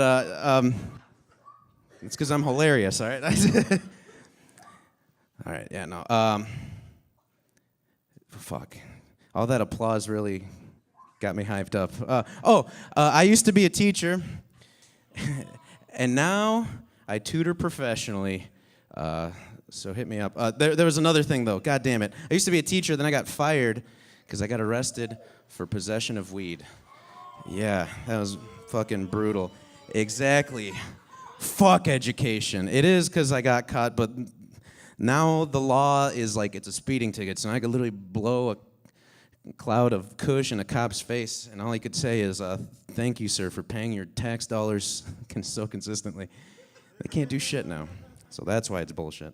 But anyway, I got arrested, and I had a great gig coming out of college, then I got arrested, and I had to do all this non-teaching shit, and I was out of the teaching game for a bit. I was serving at Red Robin, and I was so afraid of running into kids from teaching, and I should have known. Like, these kids just love the endless fries, and they show up like rats to this Red Robin. And sure enough, a fucking kid showed up that I used to have in honors geometry, right? I used to be the standing pillar in the community, and now I'm just the baby back burger bitch at Red Robin. You guys like that BBBBRR alliteration? Oh yeah, comedians. Take notes. Anyway, yeah, I was a fucking burger bitch, all right? If you think I have an ego, listen, I worked at Red Robin. You're better than me, all right? If you have to hear that before I say mean things to you, you're mentally weak, okay? I'm not looking at you, Chris. You're a mental giant, all right? I'm talking about these fucking other people, you know? These, yeah. Anyway, God damn it. Yeah, dude, so the Red Robin thing sucked. And then I sold the meat door to door. And yeah, and that was not a euphemism for what you think it is, all right? I was not knocking on doors being like, yo, you want some fucking dick? I'm sorry, I hate dick talk on stage. I broke my own rule. But you want some fucking dick? I got some meat that I'm selling door to door. No, I literally sold steaks out of a van. And that shit sucked. It was like Shark Tank. I had to bring my best like sales pitch to whoever door I was to try to sell this meat for the fucking life of me. Or else I was gonna make negative money because the gas, it was in Joliet, whole thing. But anyway, so I showed up to this guy's house and I tried to deliver the best meat pitch to the guy. Didn't buy it. He didn't buy it. He told me it was because he had 6 months left to live because he had brain cancer. That's not the punchline, but okay. Yeah, anyway. Yeah, you're fucked up for laughing at that. All right. It's all right. No. The guy had brain cancer. That's not funny. Because, like, just buy the fucking steaks. Who are you going to owe in 6 months, right? Like, come on. You selfish asshole. Think about someone other than yourself. If you're not laughing at that, because the guy had brain cancer, I was selling poultry out of a van. How do you think I felt? I'll gladly take brain cancer. Gladly. All right, you all disagree, but that's fine. All right, thank you very much. Good night. Give it up for Cameron.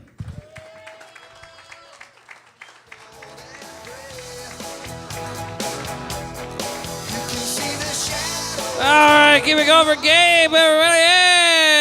Yeah. Selling meat to tumor people. That's what we call cancer patients in my home because we have a lot of cancer. All right.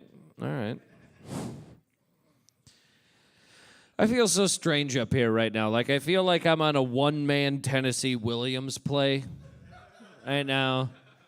Like, oh, excuse me, I must go behind my boudoir to change my gown. Yeah, I'll yell Stella. I know Streetcar Named Desire. I'm a Brando fan. I know. I fucking know, okay? God damn. Yeah. Oh, am I supposed to light myself on fire? Because I want to. I really do. That's where we are in this point of the night, right, guys?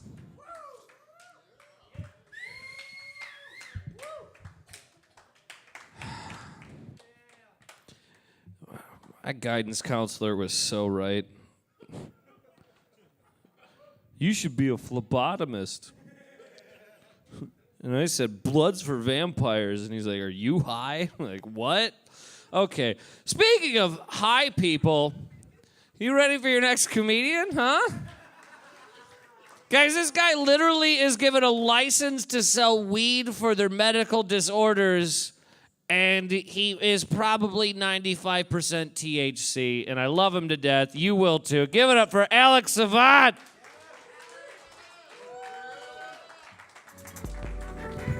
Keep it going for Cameron Little, everybody. There's the Amazon gift card is mine now. Whose it was, I'm getting all kinds of things. Guys, how we doing tonight? How's Cafe now that everybody left? How's this table doing, Kiefer and his friends? I like it. Not since the 90s have I seen anyone do that. I remember the 90s vaguely, because I was a child. Guys, you ever been so fucked up out in the woods that you're just sitting there, right, for like 20 minutes, hacking at a tree with a gun, and you're so focused on it that you can't even hear your friends screaming at you, stop chopping that tree with a gun, you psychopath? You guys remember high school? Junior year? No? I'm sorry I didn't go to college. I got it out early. I didn't need to get a higher education to know that getting high was fucking awesome, guys. Did do experimenting with drugs. I'm just going to say this real quick. After my set, you'll realize that me and Cameron Little can never fucking hang out. Felonies will be committed. War crimes, probably. But I did experiment with drugs, you know. I say that like I'm a scientist, like I'm a mythbuster or something, right? Like my hypothesis was, like if I try drugs, they're gonna be fucking rad. And guys, let me tell you, through hours and months of rigorous testing, I had data conclusive. Drugs, the bee's knees. I loved them. I did them all the time. I really enjoyed them. I don't know what it was. They're addicting. There's something to them. I did have a coke problem one time, but once I got the bag open, it was easy. Really. It's fucking smooth sailing from there. You guys ever been at a party and you've snorted so much Adderall that you think to yourself, if I don't blow my nose, I'm definitely gonna die?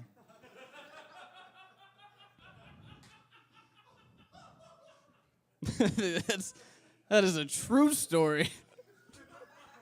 You know, no panic until your heart's racing at 200 beats per second.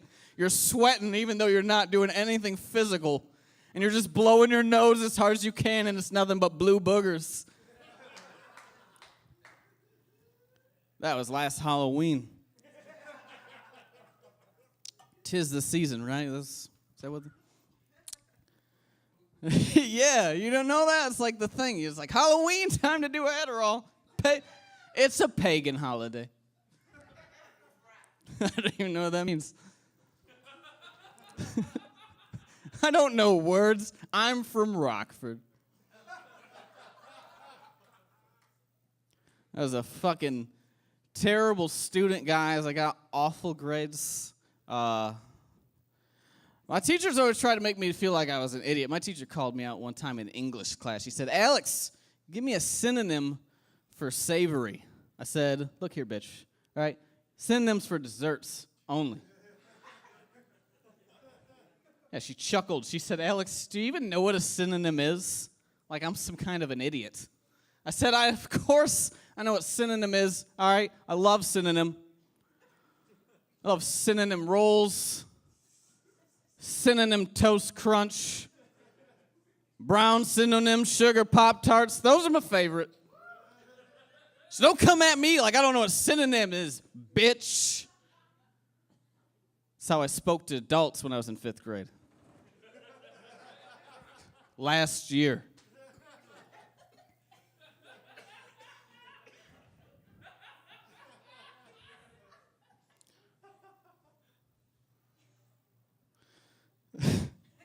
I went to I'm working on my transitions, guys. I went to South Dakota one time. Thank you. Smooth like crunchy peanut butter. That's what the ladies tell me. I went to South Dakota one time. Me and my buddies, we hiking through the Badlands, come across a pretty lady, stop, talk to her for a moment. Conversation ends. She walks on by. She gets probably like a mile away. She's just a little dot in the distance in this big, deep canyon. It's just her and us. And my buddy's like, I can't believe she's out here by herself. We could have murdered her and scattered her across the valley and no one would ever know. Fucked up on his part, right? And then we hear in the distance, I can still hear you. To which I responded, bitch, you better run. Who responds to possible murderers? She was asking for it. That's all I'm saying, guys. And she got it. She's dead. We killed her. I'm from Rockford. It's what we do, guys. Just fucking murder people. I'm going to move past this now. Now I'm going to talk about a different subject. All right, guys, going back to Halloween, I had an interesting experience last Halloween, actually. Besides the Adderall almost dying thing. We had this big party, and after the party, we all went back to my buddy's house, and his girlfriend and her friend came back, right? And she had drank too much, smoked a little bit too much weed, and I feel like it's important to mention this too. She was in a cult as a kid. Whatever, kind of a big deal to the story. All right, so we get back to his house. She's crossfaded. She starts losing her fucking mind, like really bad. She's screaming shit about demons. She's like talking about, if you could only see what I see. She's speaking in tongues. She's freaking out. It gets really weird, guys. People are upset. She's trying to break holes in windows and shit. It's getting wild. And then my friends are like, Alex, go talk to her. I was like, go fuck yourselves. All right? In what situation do you think that I'm the one that's supposed to talk to this bitch that's freaking out? She's speaking about demons. I don't even know her. Tell your fucking girlfriend, go talk to her. Evan. That's Evan's girlfriend.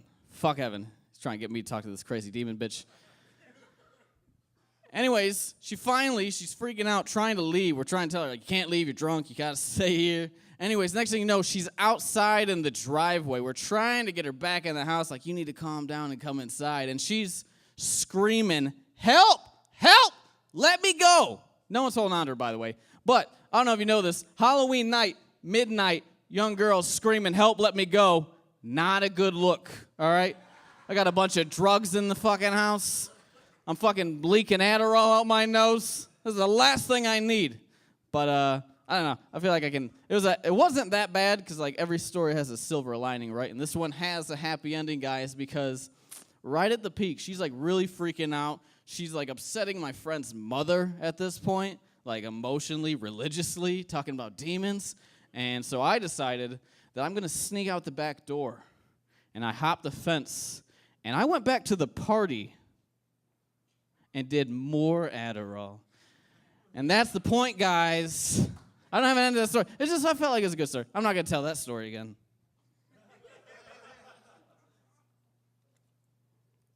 Guys, do I got time for one story, Cameron? One story? Where are you, Cameron? Okay. So this one time, guys, I'm going to tell you the story this way. All right, I was in summer school because I failed sophomore year 2 times. I'm a fucking champion. Failure's the best lesson, guys. So keep that in mind. So I'm in summer school, taking 10th grade again, and we're reading the book The Giver. And at one point in the book, I don't remember because I wasn't paying attention, there's a situation where the main character, he goes to do one thing and ends up in a sticky situation, and it's like, oh no, what is he gonna do, right?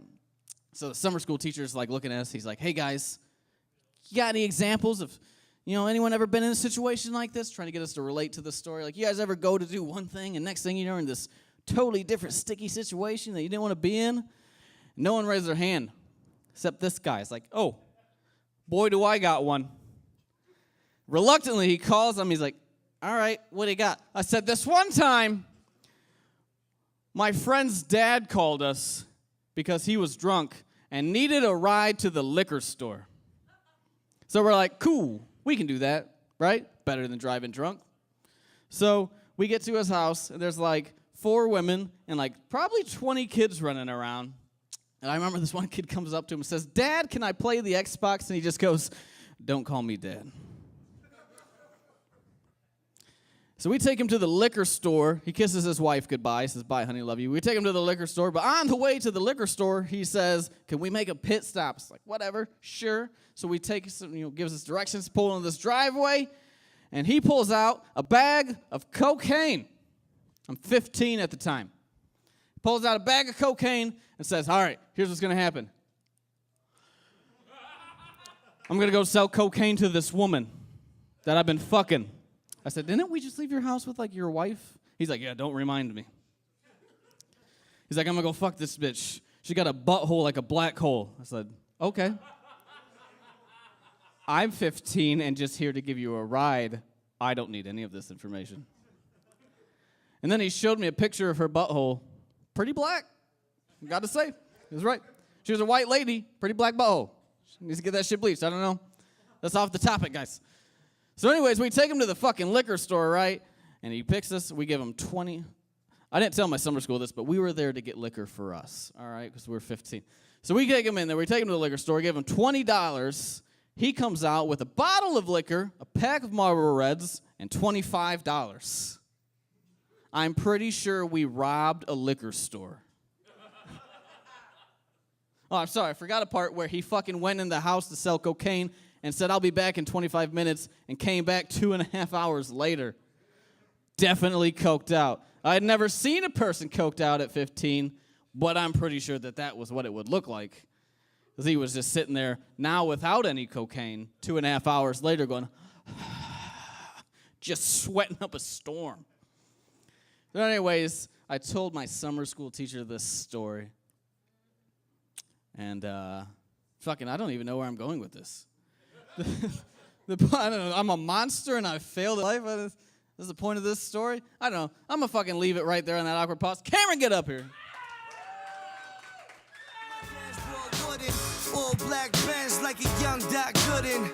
Dark shades cause I'm stone crazy. Keep it going for Alex Savant.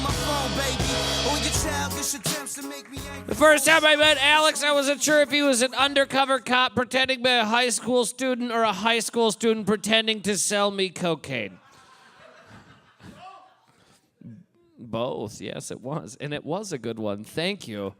Thank you for reigniting my confidence in myself. Woohoo! Can you be my mom now? Like, not like that, you know what I'm saying? Okay, thanks, Mom. It's almost like you really are my mom. That's cool. Oh, fuck you guys. Are you ready for your next comedian, huh? All right, this next gentleman, he helps run this room, right? Fuck it, I don't know. Give it up for Joe Zvonek. The specialty is white snake and underwear sauce. You could probably catch the summer where it's sunny next. And I Thank you. I wanted to give a big shout out to Big Shane for keeping the crowd warm. Thank you so much, Jesus. I think he's walked about 40 people from the open mic in total through the years. I love him to death. I got to have him stop shouting at people if they're lesbians and rapists. So we'll get through it, you know? It's hard running an open mic. Listen, we were handing out Ugandan knuckles and Tide Pod flyers all day. Shane takes a dump on their table. I don't get to get involved in any of that Tide Pod cloud, right? You know how many piece of shit college students, I love you guys, that I told today, don't eat this, and as I handed them a piece of Comic Sans paper with just only a Tide Pod on there, no meme, no context, they loved it. Jesus. Oh, it's just the meme. It's printed out. It's not on my fucking T-Mobile Sidekick. I'm in. Listen, it's not even the flyers that every week I spend a meticulous hour or two photoshopping the guest comedian into some kind of precarious situation. Last week it was Chris May on a cereal box with a free home tattoo kit. I don't know if that secretly pissed him off or not. We'll find out later. Or this week with a free ass-eating voucher that only 6 people liked. Listen, it's all right. Listen, guys. Things, though, are on the up and up, all right? The stream, the Uncle Joe Show, for those of you guys that are watching home, we got 50 people watching at home right now, just talking the absolute most worst shit about all of you. I don't recommend, if any of you want to keep doing comedy, please do not check out the comments. Just watch your set and get the hell out of there. You have no chance. And listen, the people from 4chan, they're 10 years older now, okay? And they look just like me. Just like me. Even with a dashiki and maybe a corn dog instead of an open microphone. Open mic microphone. There's a hole in this dashiki, but like the new Black Panther movie, it features African culture, so it's not even a joke. I'm watching the fucking news. Oh, we're really excited about the Black Panther movie. It features African culture, and it shows a man in a black leotard doing backflips, shooting fucking laser beams.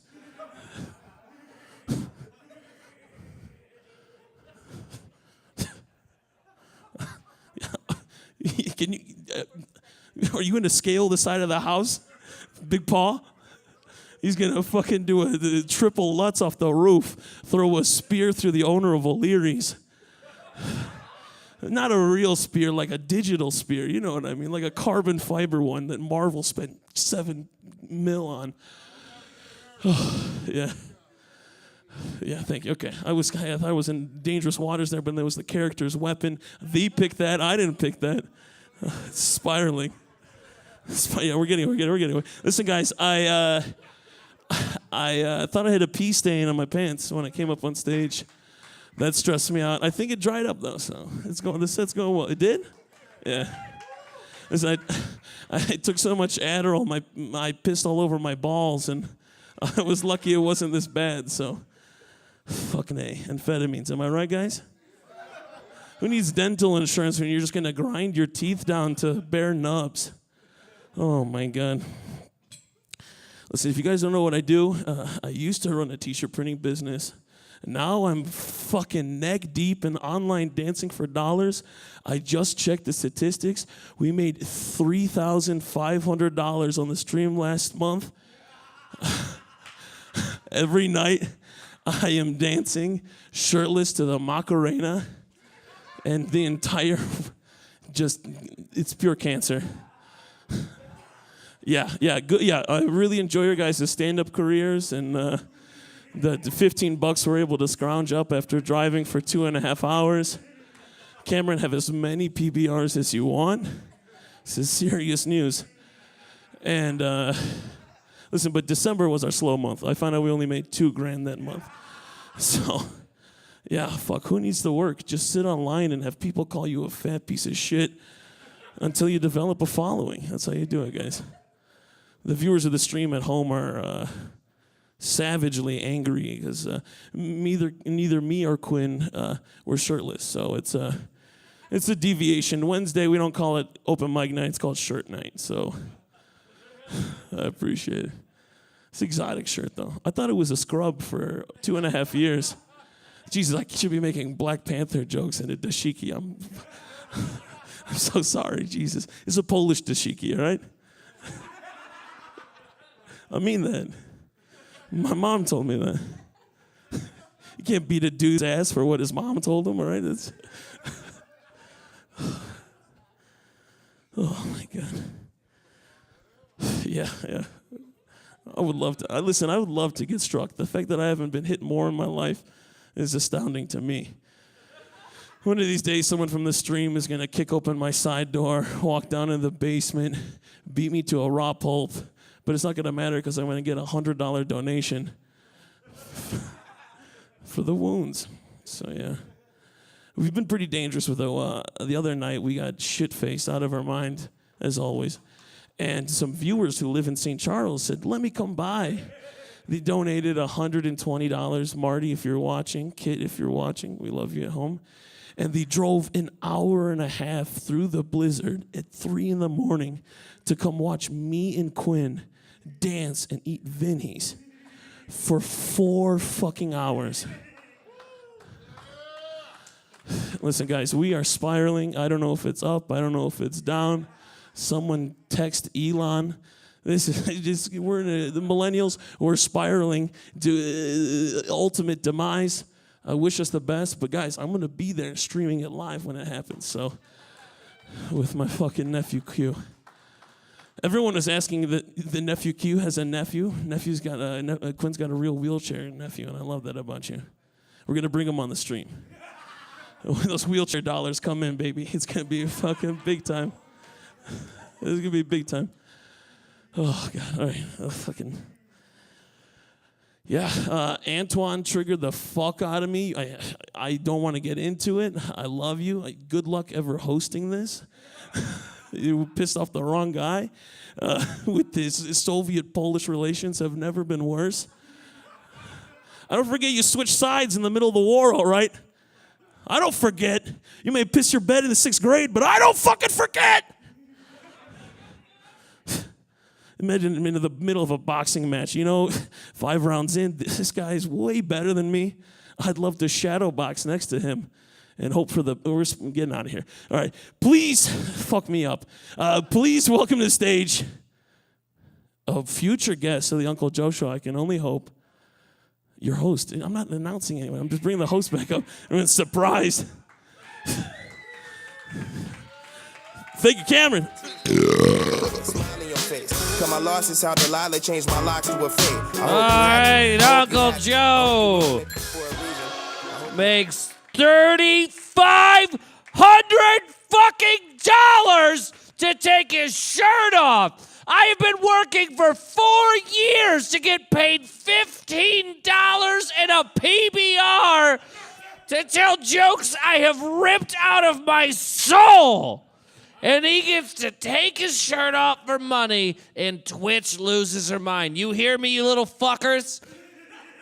Where's the camera? I'm gonna yell at these fucking nerds, these meme fucking Spurglord assholes. You fucking Tide Pod eating pieces of shit. I hope you fucking die. I hope your stepdad shits in your fucking snake tank. You fucking arrogant pieces of shit. No one will ever jerk you off. You want to see someone with their shirt off? Huh? You want to see that? I'm at this point.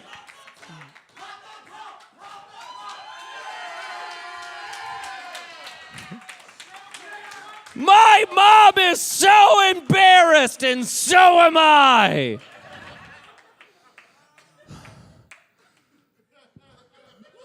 There go my chances of ever getting my dick touched again. Huh, Quinn? Right? Mister, I get dicks in my hand all the fucking time. But I wasn't molested. If I shake anymore, my muffin top's just gonna turn in my own ass cheeks. Do you understand what my body type is? It was, hey, I was skinny in high school, but I found Taco Bell. I got Ric Flair titties. You see this shit? I have the fossil of a pectoral muscle and then a side titty just hanging off like you can't do a push-up, you fucking piece of shit. You did this to me, Twitch. You did this to me.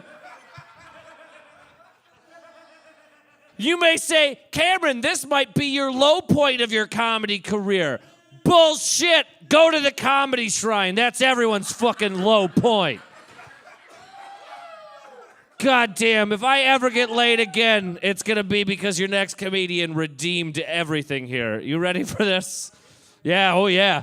All right, guys, your next comedian, he's a tattoo artist, but he's also a comedy artist. He's wonderful, and if you say anything mean on Twitch, I will find you little fuckers, and I will shit in your mouths. Guys, give it up for Chris May.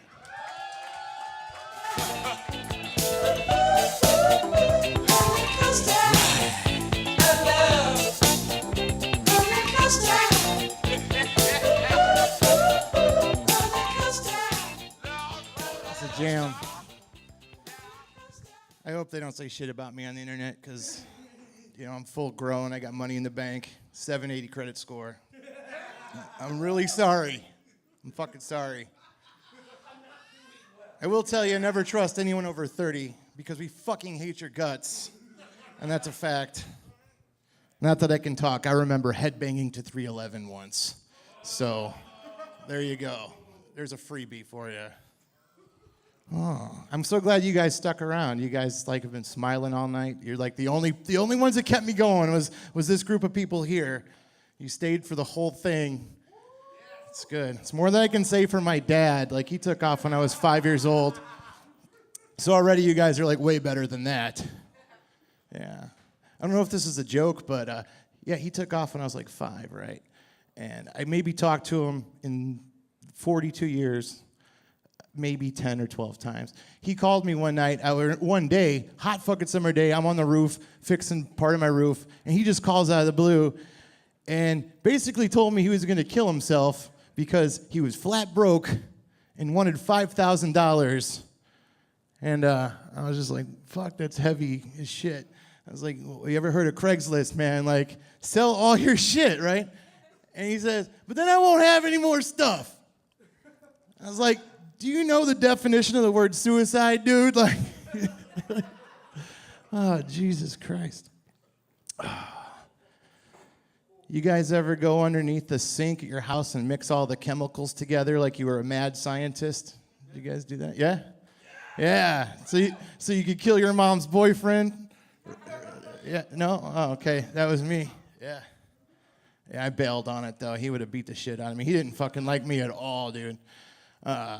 He was like a 7-foot-tall Mexican guy, and I was a 5-foot-tall, or, a 5-year-old white kid that wasn't his, So he hated my ass, and I thought about it more, and I was like, you know what, though? I was a big baby when I was born. I was like an 11-pound fucking baby. I can only assume I kicked the fucking pussy down of my mom's vagina like the Kool-Aid man coming out of that thing and just utterly destroyed it. Yeah, probably did. Looks like somebody beat a walrus with a baseball bat down there. So, anybody like their jobs? Anybody like what they do? Hey, all right. No, that's awesome.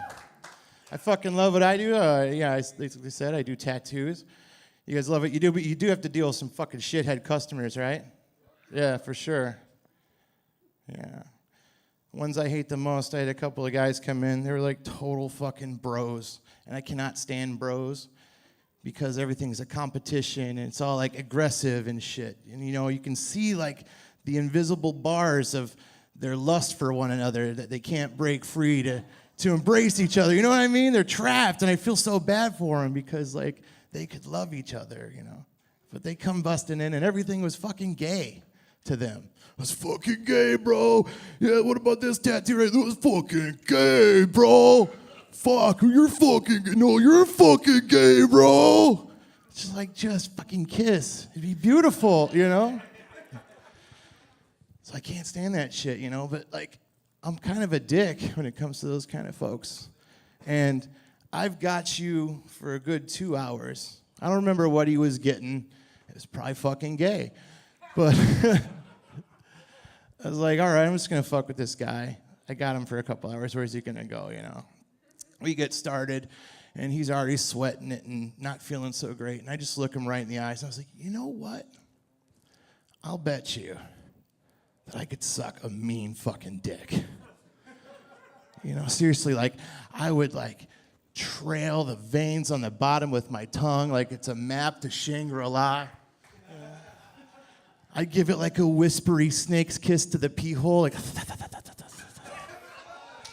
and then I'd beatbox on that thing, just like,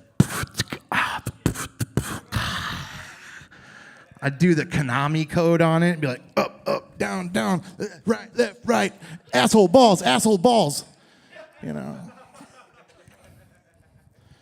this dude just fucking couldn't, you could tell he was sweating. So I got to take it up a notch because, like I said, I'm kind of a dick. And I was like, you know what would be really great, though, is if you could somehow travel back in time and suck your own dick. Think about it. No, think about it, man. Like, pick like a good year. Like, it's 1993. I'm like 16 years old. I'm probably trying to suck my own dick anyway, And poof, I appear next to myself. Past me, he's gonna be like, whoa, what's going on? I'm like, no, man, it's me. It's you. It's we. It's us. And he'd look at me like, is there something wrong in the future? And I'm like, no, man, everything's cool. I think we should suck each other's dicks. And I think, like, past me would be, like, kind of into it, Like I said, It'd just be awesome, too, because, like, back then I was jamming Pantera songs. I had the stupid samurai haircut with the fucking all this hair on top and a ponytail in the back, which is, like, really sad by today's standards. Yeah. So, of course, I'd take some time to run my hands through my own hair, But we got to be really quiet because we don't want to wake up our mom because that'd be weird, And, like, young me's got it fucking made in the shade. Because believe it or not, I've had my dick sucked quite a bit, and I know what's awesome. Past me doesn't know shit about anything. Not to mention, I got to do all the work because I probably have to suck a dick that tastes like hand lotion and cream of mushroom soup because I ain't taken a bath in a while. It's a load. It's a burden. I'd even get Huey Lewis and the News to record a song for the whole occasion.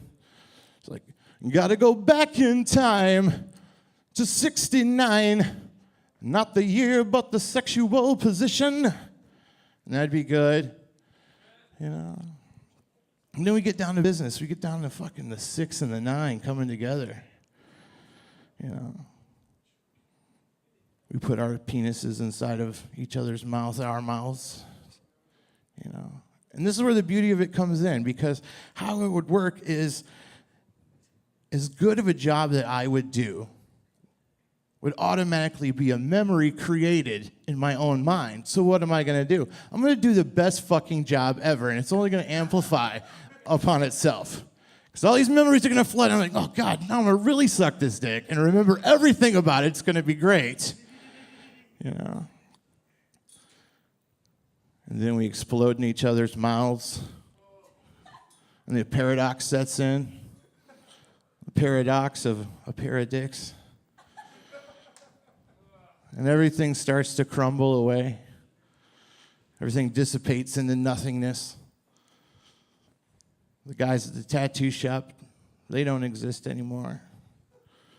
And I'm just going to hold myself as the world falls away around us.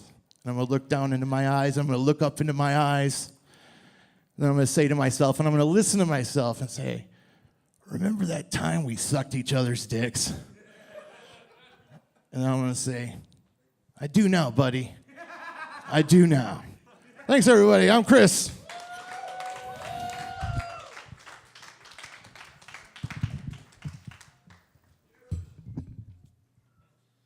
Guys, keep it going for Chris. The single most metaphysical dick-sucking joke I have ever heard. All right, we got 2 more comics. You guys prepared for that? Can we hold out until the counterterrorism team comes to consume us all? Guys, your next comedian coming to the stage is a funny guy. Give it up for Ben Durant!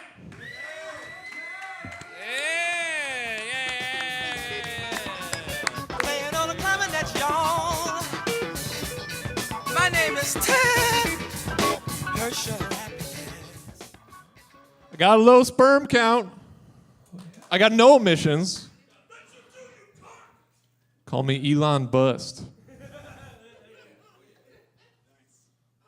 Yeah. Look, I'm also shocked by Joe's success, Cameron. I think people come to these things to laugh.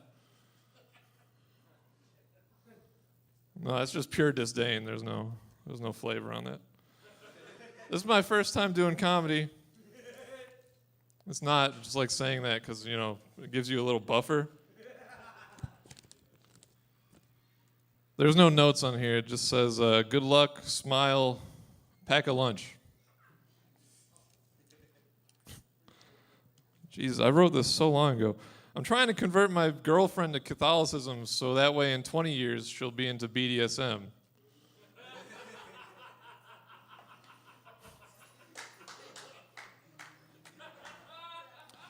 Hair grows at like half an inch a year, or not a year, a month. So you can look at a girl's roots, and if she's blonde, you can calculate exactly how long it's been since she found the man of her dreams. These are for Gabe only. Coincidentally, you can tell how long a feminist has been miserable. I try to stop masturbating. It's a hard addiction to shake.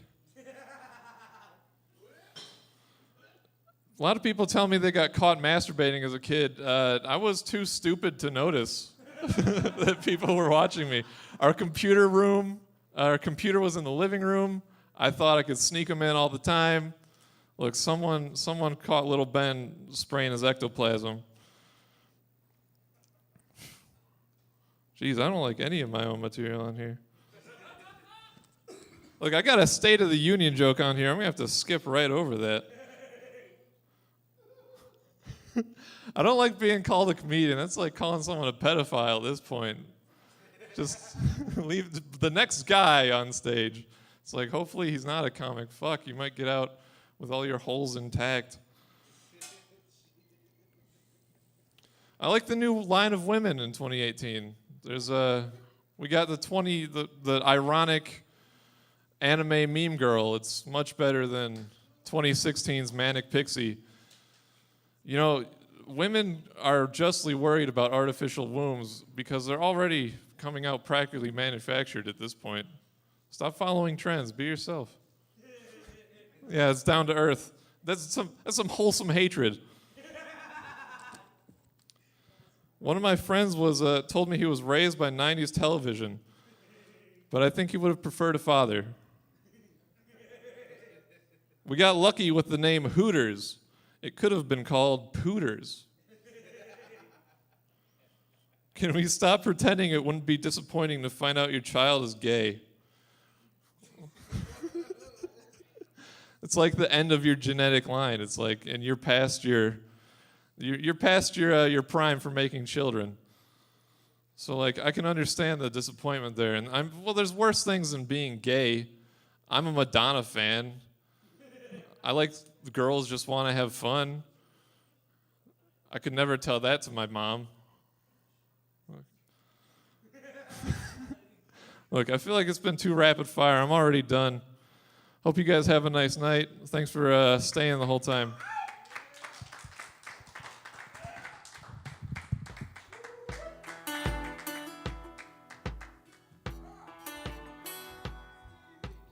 All right, I take everything back I said about Ben. I hate him. First of all, Cyndi Lauper was Girls Just Want to Have Fun. I know, I've sucked many dicks. And it's just a good song. Deal with it. Okay, that's good. Well, mention both of them. I'm sorry, I'm sassy now.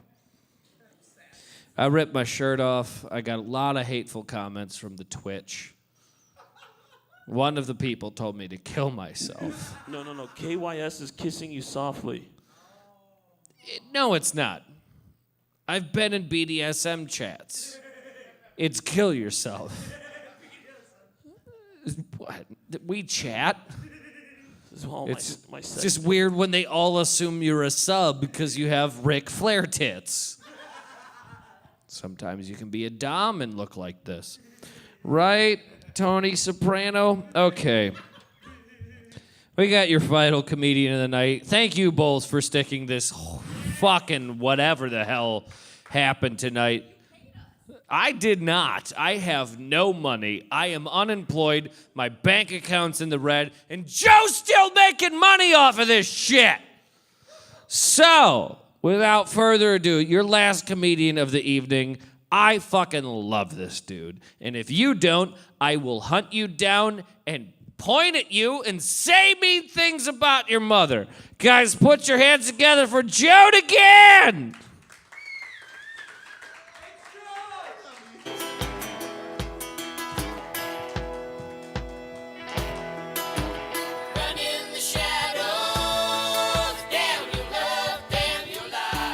I didn't even let him wait for the, you're gonna love me now part. That's, there you go. We can stop it there. Cut it. Don't do it. You guys. Hold on, let me put my shit down. I'm obviously juggling. Okay. I just got back from traveling around this great country of ours. If you didn't know, Minnesota has hand-painted signs about Hillary's email still. That's a thing that happened.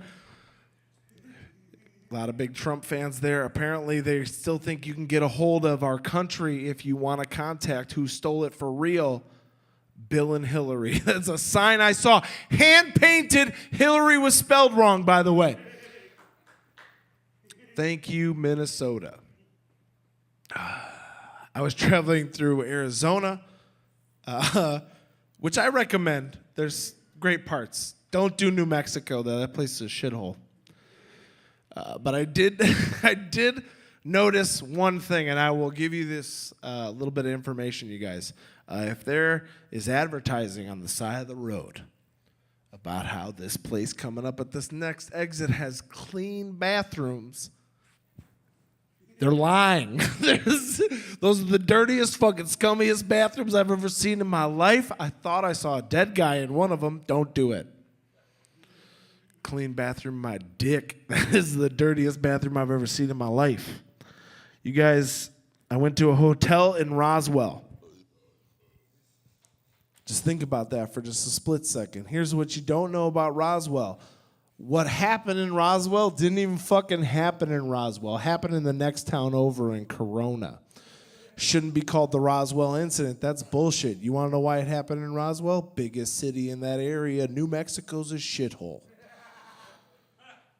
They're like, if we say Roswell, people can stay in a hotel. That's the real government conspiracy. I felt like, this is the weird part, I got a little too high in Roswell, and I may have thought that there were bugs in my hotel room. I was like, this has got to be a setup. They're just waiting to see like who's for real, and then some dude in a black suit's going to show up at my goddamn door if I say the wrong thing. Get mind wiped in Roswell. I don't need it. There's a Walmart in Roswell. Check it out. That's it. That's all there is. There's maybe a Panera Bread. And that's it. And a Whataburger. Get a Whataburger. It's a pro tip. I got into an accident. This is a true story. Just recently, this past week, returning the rental car that I had driven on said trip. My wife was following me because sometimes, you know, when you drop off a rental car, you got to have someone pick you up right away, right? She got in an accident following me to the rental car place. And here's the sad part. Okay, it was, the door was fine. It was barely, my doors are made out of steel. It's an old Hyundai. This kid's car was fiberglass, just obliterated his entire side panel. He sideswiped my wife. Here's the grossest part. He's a 25-year-old fucking man, and his parents showed up to the accident. The fuck are they doing here? What do you need them for? Are they here just in case you cry? What? You're 25 years old. Your parents should not be here. I immediately had to call him out on it to the police report. And I was like, why are his parents here? This seems suspicious, like there's a conspiracy. You should look into these people. I think they're hitting old ladies on purpose and then taking sympathy money away from the insurance with their 25-year-old son. You guys, don't do that. Don't say that to a cop, because then he looks at you and he goes, sir, have you smoked any weed today? He's like, yes, I have. But my wife was in the accident. I wasn't even in the car. Don't worry about it. I also found out recently, I don't know if you guys know as much as I do about glitter. It's terrible. I will not fuck you if you have glitter on your body. That's a fact. Just don't do glitter. If you're wearing a certain sort of, maybe role-playing outfit and has glitter on it, it will get on me. Also a no-go. I don't do glitter. Ladies, don't put glitter on your body. That's for everyone else. If you're a stripper, that's a fucking setup. You're trying to mark your territory like a fucking piss-errant hyena, and I don't need you. Do not put glitter on your body. I came here to spend my money. I don't need my wife to know about it. That's all I'm saying. Strip clubs, you guys, get on it. Hey, your wife's in the chat. She says hello. That's so awesome, because she's not here for Valentine's Day, and I'm totally headed to a strip club after this. Speaking of wives, if you guys didn't know, I'm married. Yeah. Somebody fucks this on the regular, and I don't even have to ask. She wants the D. It's the saddest thing in her life, probably. I did have this happen, though, recently. We were watching a certain kind of, Netflix and chill kind of thing that you may do with your significant other, which is great. It's a very nice bonding moment.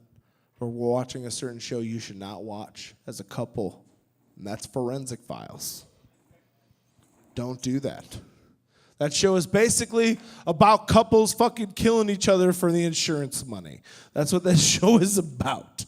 and I'm watching with my wife. She says the most romantic thing anyone has ever said to me in my entire life happens to occur just as they're revealing the murder weapon. Best time to drop this. She looks at me and she goes, you know what? I would never forensic files you. I was like, take those fucking panties off right now. That is amazing. You've earned this. I love you so much. So if you guys can't get the forensic files, do that. You will fuck harder that night, I guarantee. Does anyone in here have a single mother? Let's talk about that real quick. You do? How old is she, Chris? Holy shit. Your mom's not like my mom. My mom's a cougar. Your mom's like a fucking puma. What the fuck do you call a 60-year-old lady? What do you call her? Okay, all right. All right, so like sex isn't even a thing for her? She's not worried about it? Harvey didn't take me to the Dollar General and I never came. That's Chris's mom. I'm so sorry. It's better though. I'd rather have that. Like my mom is too fucking sexual. Like she wants to tell me about shit. Like, yeah, this guy I'm with right now, he was with this other chick, but then I kind of stole him, you know. She's on the prowl. My mother is on the prowl. Thick. It's deep. And the worst part when they're dating, this is the worst part. Now, like, she just doesn't understand technology. Like, she just wants to use everything at her disposal. Like, 3 weeks in with this new guy. And then she hits me up with a phone call like, hey, do you want to Skype with him? Maybe talk to him for a while? No! What the fuck am I going to talk to this guy about? Hey, buddy, how's fucking my mom going? Is it great? 53 kids, I know, right? Toit. Like, what? What am I going to say to this guy? The last guy she was dating worked at Fermilab. I thought I was going to get cancer just talking to him because I don't know anything about thermodynamics or neutrons or anything. I don't know. It's terrible. Yeah, what exactly? I'm uneducated. What are you going to do? It's talking about a high school education right? Don't. Because then he was talking to me about light refraction and shit, and I'm just like, this is not a wrinkle in time. I do not know what a tesseract does. Stop. He had really good weed, though, so it was fine. It was fine. You guys find a physicist. They will smoke you out very well. Neil deGrasse Tyson, we'll talk about it.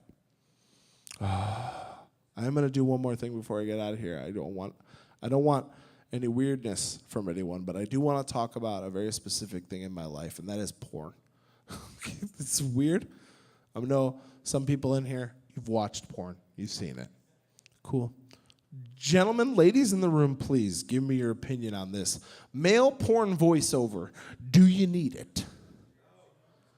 Does anyone need it? Gay, bisexual men in the audience, I get it. If you need a grunt from now and then, I get it. But if I'm mid-clip and I hear a dude drop a, or so fucking help me, do you like that? It's over. I giggle. If you giggle during masturbation, game over. I'm not coming back from that.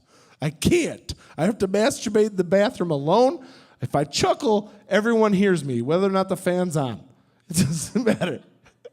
Is he masturbating in there? Yeah, I think a guy just dropped a, you like that. It's terrible. And I get it. I'll laugh during sex. If you guys aren't laughing during sex, it's called getting high and having sex. You should be doing that. Talk to that dude at work that you know that smells great after he comes in from lunch. Work that out. But I'll laugh during sex. That's fine. You got to get the job done, right? Like, even if you laugh, you have to finish, right? You got to do work, son, because if you don't finish, you're going to be making apology eggs in the morning, and you don't want to make apology eggs, am I right? It's basically It's poached eggs. If you don't know about poached eggs, a little bit of water at the top of a lid, cover it for a while. Apology accepted every time, you guys. It's very good. No laugh on the finish. I think that's important. I love you all for staying so much that I'm gonna do one more. Yeah. No. I'm gonna probably take my shirt off on Twitch later. It'll be great. Why not now? I mean, if you want it. Here's the thing. You're a creme brulee. We can't bust this nut just yet. Listen. We can bust. Fuck them. It's not gonna matter when. These ladies are here for a show. They deserve sweet tattoo nips. Would you rather have 2 women right in front of you or 50 hot dudes online? Are you kidding me? Come on, the choice is obvious. All right, hold on. So here's what we're gonna do because I don't want to pop my internet cherry. Okay, hold on. What we're gonna do is we're gonna show you what a mistake looks like. And that's when you're ignorant, you're young, and you still believe in God. And a bunch of other things like Ganesh. You believe Ganesh should be hanging out with Jesus because it's all the same shit, right? Remover of obstacles. And you get a tattoo, right? But you get a tattoo from a guy who's so much of a fucking asshole you don't want him to finish the tattoo. So,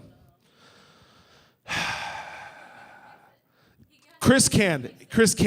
The problem is I'm too broke for him to fix it and I refuse to not pay him well. That's the problem. Just, he's earned a good paycheck. He does good work.